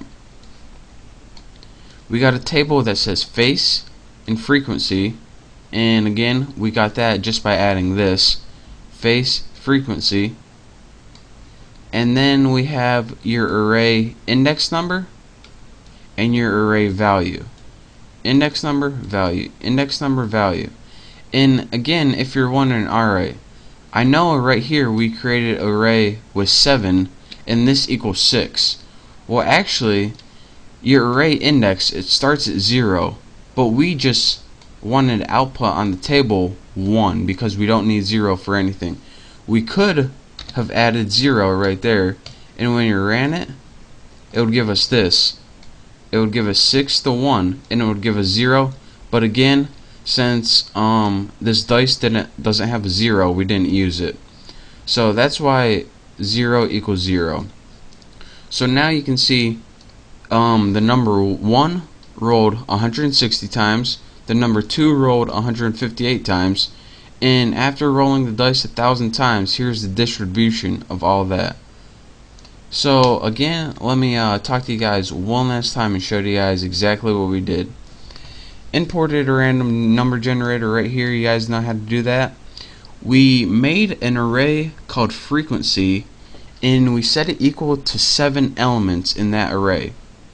What we did right here was make a random number generator to roll the numbers 0 through 5, and we moved that over so it rolled 1 to 6.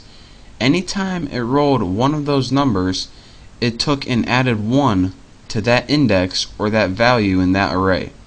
Next, we just made a header right here, and right here what we did is we just made a basic table. We started it from 0, which we actually started at 1, but I just showed you guys. We went all the way to 6, and this just made 1 to 6, and then we just outputted the value. So again, we outputted the dice number, which was the index number, and the value. So that is how you create a basic using elements and storing them as counters in an array. So it's kind of confusing, but just play around with it and trust me, you'll get the hang of it. So thank you guys for watching my 30th Java tutorial. There's going to be a lot more to come, so keep an eye out. Don't forget to subscribe to my channel, and don't forget to check out all my latest contests. So again, thank you, and hopefully I'll see you next tutorial. What's up guys, it's Bucky. Welcome to your 31st Java tutorial, and in this tutorial I'm going to be talking to you guys about something called an enhanced for statement. Now, in the last couple tutorials I showed you guys how to use a counter controlled for statement to add up all the values in an array or just sum them all together.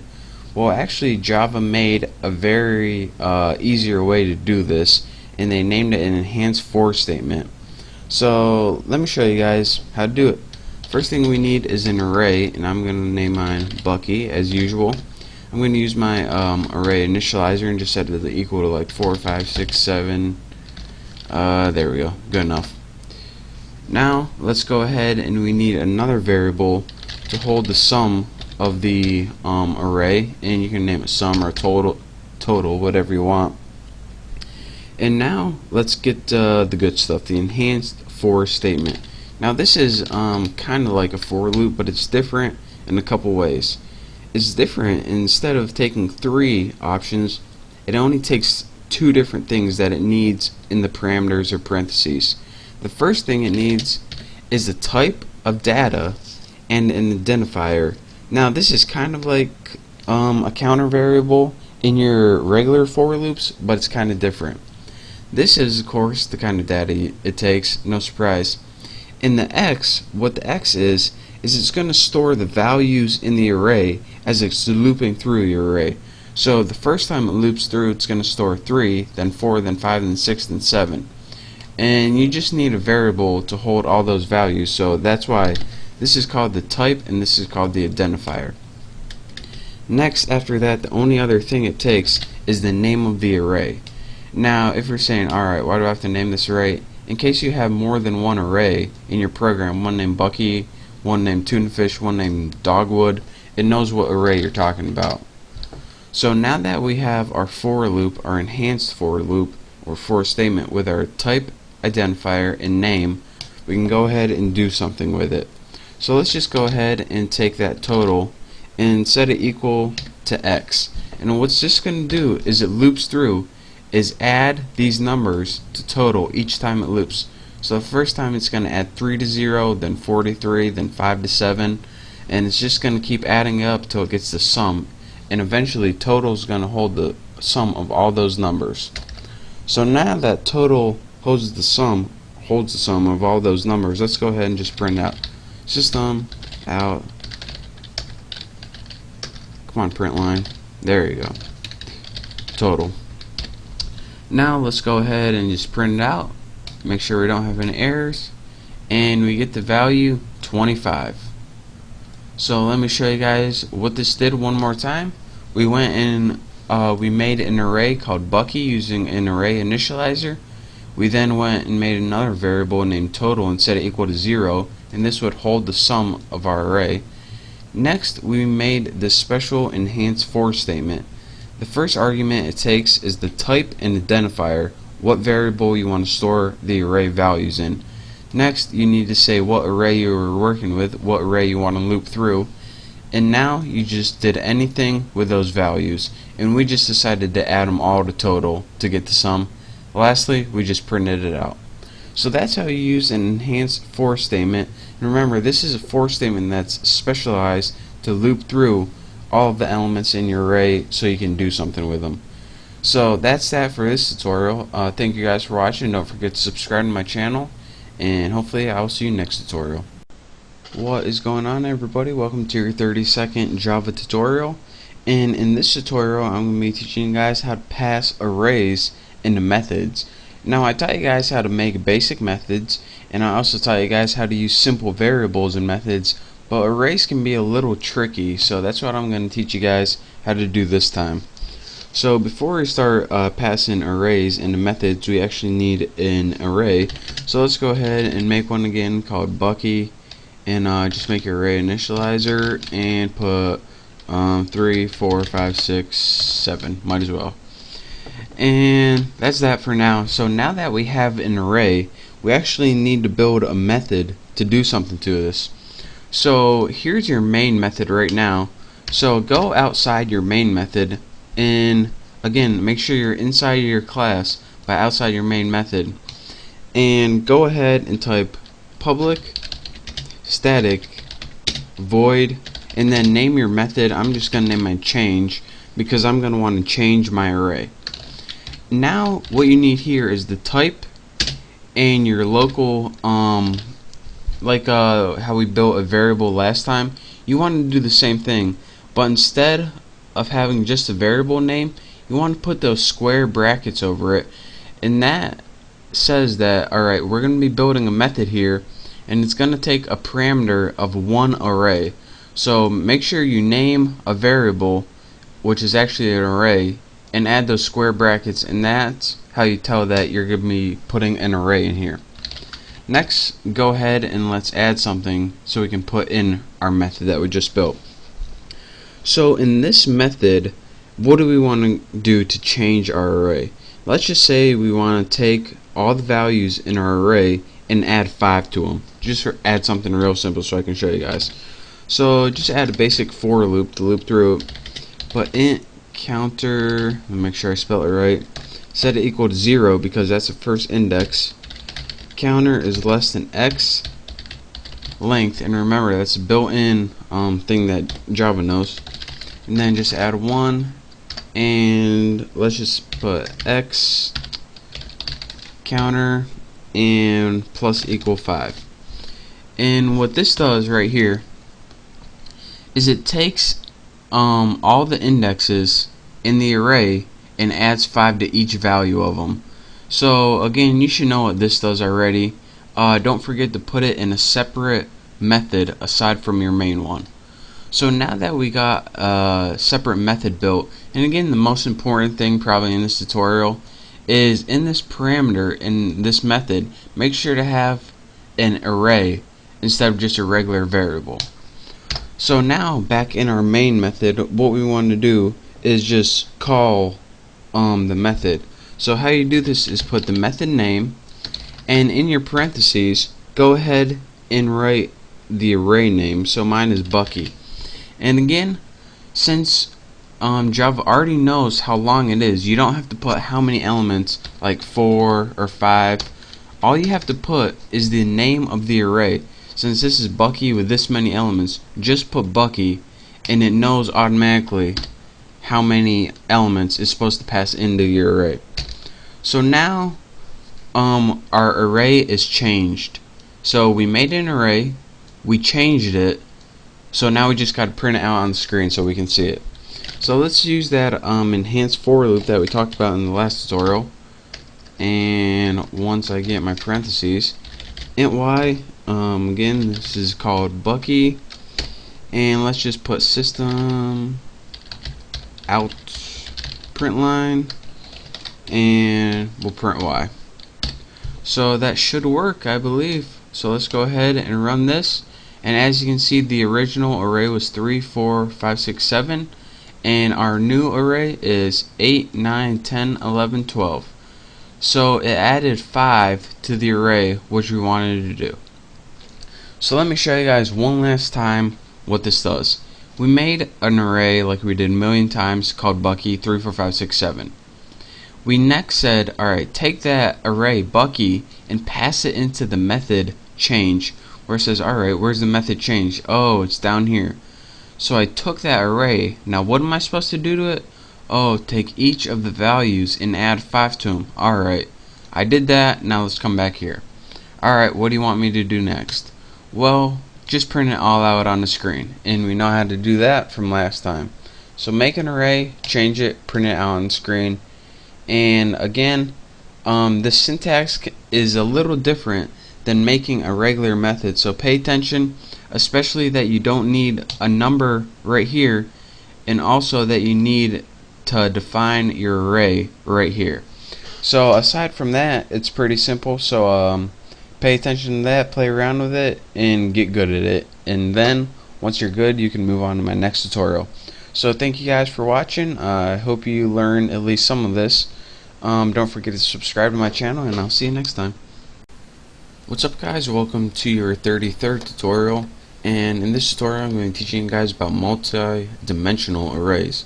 Now, people make multi-dimensional arrays whenever they want to do something like make a table in Java, or make something where you need coordinates. So again, or not again, for the first time, the syntax for making a multi-dimensional array is your array type, which is int in this case. First array, this is just the name of the array, and instead of just one square bracket, you actually add 2. The first one is for the row, and the second one is for the column. So how you create this is this, and this of course is a multi-dimension array initializer, and this is the easiest way to create multi-dimensional arrays. So you pretty much have your main array right here, but instead of just filling it with numbers 4, 5, 6, you actually fill them with other curly brackets where you can put something like 8, 9, 10, 11, and then anytime you want to go to a new row, just press comma, add new curly brackets, and put something like 12, 13, 14, 15.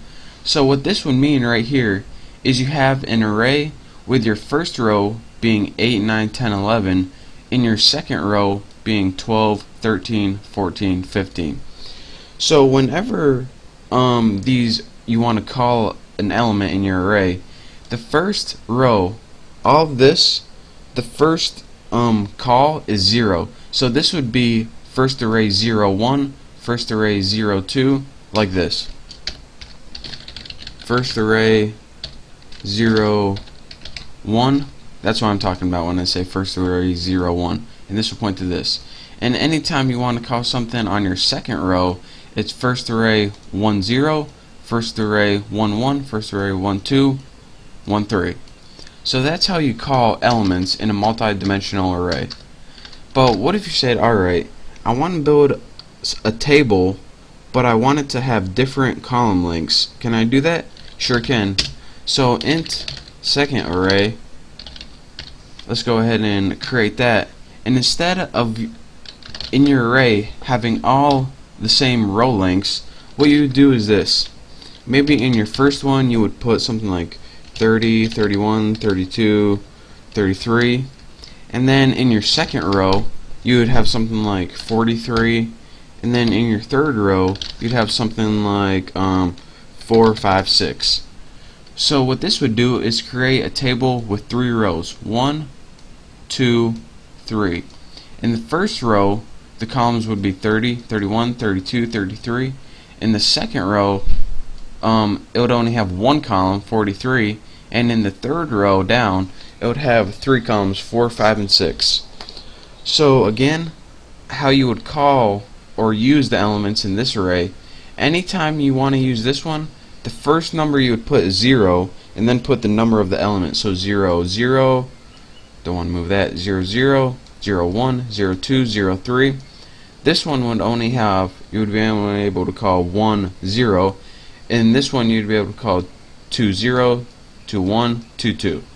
So that's how you call elements in a multi-dimensional array. And actually in the next tutorial I'm going to be building a program to output this so you can see visually what I mean and how you create a table with rows and columns. And once you see it, it's going to make complete sense to you, and it's going to be really easy.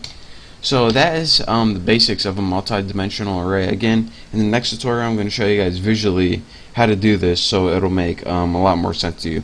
So thank you guys for watching. Please check out my next tutorial, and I will see you then. What's up guys, welcome to your 34th tutorial. In this tutorial I'm going to show you guys how to create a visual table with our multi-dimensional arrays that we made in our last tutorial. So let's go ahead and make a whole new method to do this, since it will be a lot easier. And go ahead and write public static, spell it right, void main, and actually it's not main, give it a name like display or something, since it's displaying your array. And in your parameters, since it's going to be taking in a multi-dimensional array, just have it take one parameter in a multi-dimensional array. Easy enough. Now in the body of this display method, we're going to need to write 2 loops. One loop is going to loop through the rows, and one loop is going to loop through the columns. And actually the loop for the columns is going to be inside the loop for the rows. So go ahead and write your first for loop and put int row or something so you can see that it's looping through the rows, and just set that equal to 0, and then put row is less than x length or whatever you used up here, and then just put incremented by 1. And now inside this for loop we want another loop to loop through the columns. So let's put for and put int column OLUMN, there we go, equals 0, since we want to start at the 0th index. Then you want it to be, let's see, column is less than x, because that's what we passed into it, row, and then we want just the length of that. So what this would do is loop through the exact length, no more no less. That's a neat little trick. So anytime you're making a for loop to do this inside, instead of just x length, because you don't want the length of that, you want the length of the row. So that's how you would do this. So and then just put increment by 1, COLUMN, can't spell column, there we go. And this is your syntax for your inside loop. Set it equal to 0, have it go until the end of the row, and just increment it by 1. So now for the body of text we need for this is we just want it to output the rows on the screen. So system out print, make a simple print statement and not a print line, because we want to have it in rows, and we don't want a new line every time, or that would be a new row. So let's go ahead and just print X row column. And what this is going to do is take the index of row, which is going to start at 0, and this is going to start at 0 every time, and this is going to print out our rows. And so let's just add a little spacer in between, a new tab, and this will just give us some space between our numbers. So now that we have another row, let's go ahead and just make a new line. So let's put system out print line. So here is the end. I forgot a semicolon right there. So here's what this method does. The first argument it takes is the row number, and the second argument it takes is the column number. It loops through, and what this does right here is it just prints a row. And what this does is when you get to the end of the row, it's going to move down a new line, so you print a new row. If I didn't have this, it would print everything all on one row, and I don't want that, so that's why I added this. So now we have a couple arrays, and we have a method to print out those arrays. Let's make sure I got my curly brackets in right. There we go. Should be good. So now I have arrays, a method to print out those arrays. Now let's actually call that method. So all we would do, let's make a print statement so we see what's going on. Print line, and just put something like, this is the first array. And to call this, what you would do is simply put display, since this is the name of our method, and you want to pass it an array. So let's go ahead and put first array, and again, you don't need, I spelled array with 3 R's, yes I did. And again, you don't need to put any number of elements since it already knows. So next, let's just do our other one, system out print line, and then just write this is the second array, and then just display that too. Not the splat, display second array. There we go. Should be good. So now let me run this, make sure it works, and I'll show you guys. And take note, in my first array there are 2 rows. The first row has 8, 9, 10, 11. Second row has 12, 13, 14, 15. And in my second row I have 3 rows with all different column lengths. So now if we look at this visually, in my first array, what's actually at first array, spelled that wrong, has 8, 9, 10, 11, 12, 13, 14, 15 in this row, and again that's this in the first row and this in the second row. And in my second array, let's see what I got, 30, 31, 32, 33, 4 values in the first row, this one in the second row, and 3 in the last row. So again, that's 4, 1, and then 3. So that's how you print out visually your table in a multi-dimensional array. So let me explain to you guys one last time how this works, and hopefully this will clear some things up. We went and we had ahead and made some multi-dimensional arrays using our 2 square brackets and kind of putting arrays in an array. That's what a multi-dimensional array is. This calls the function, or the method, excuse me, and what the method is, or how it works, is this. This is just housekeeping stuff. We want it to pass a multi-dimensional array. So we make a multi-dimensional array, we just name it X so we can use it in our method. So the first thing we do, this entire thing is a for statement right here, and this just loops through the rows, or the first ones, and inside that you need to loop through the columns, or the second one. And then we went ahead and just printed it out with spaces in between, and once we got to the end of a row, we just printed a whole new line. So that is how you do that. And again, what we did right here was called making a visual table using a multi-dimensional array. So again, just copy exactly as I did, and once you type it for yourself, you'll understand it a lot better. But for now, that's all I got for you for this tutorial. In the next tutorial, I'll probably do something a little bit easier but just as useful. So thank you guys for watching. I hope you subscribe to my channel, and don't forget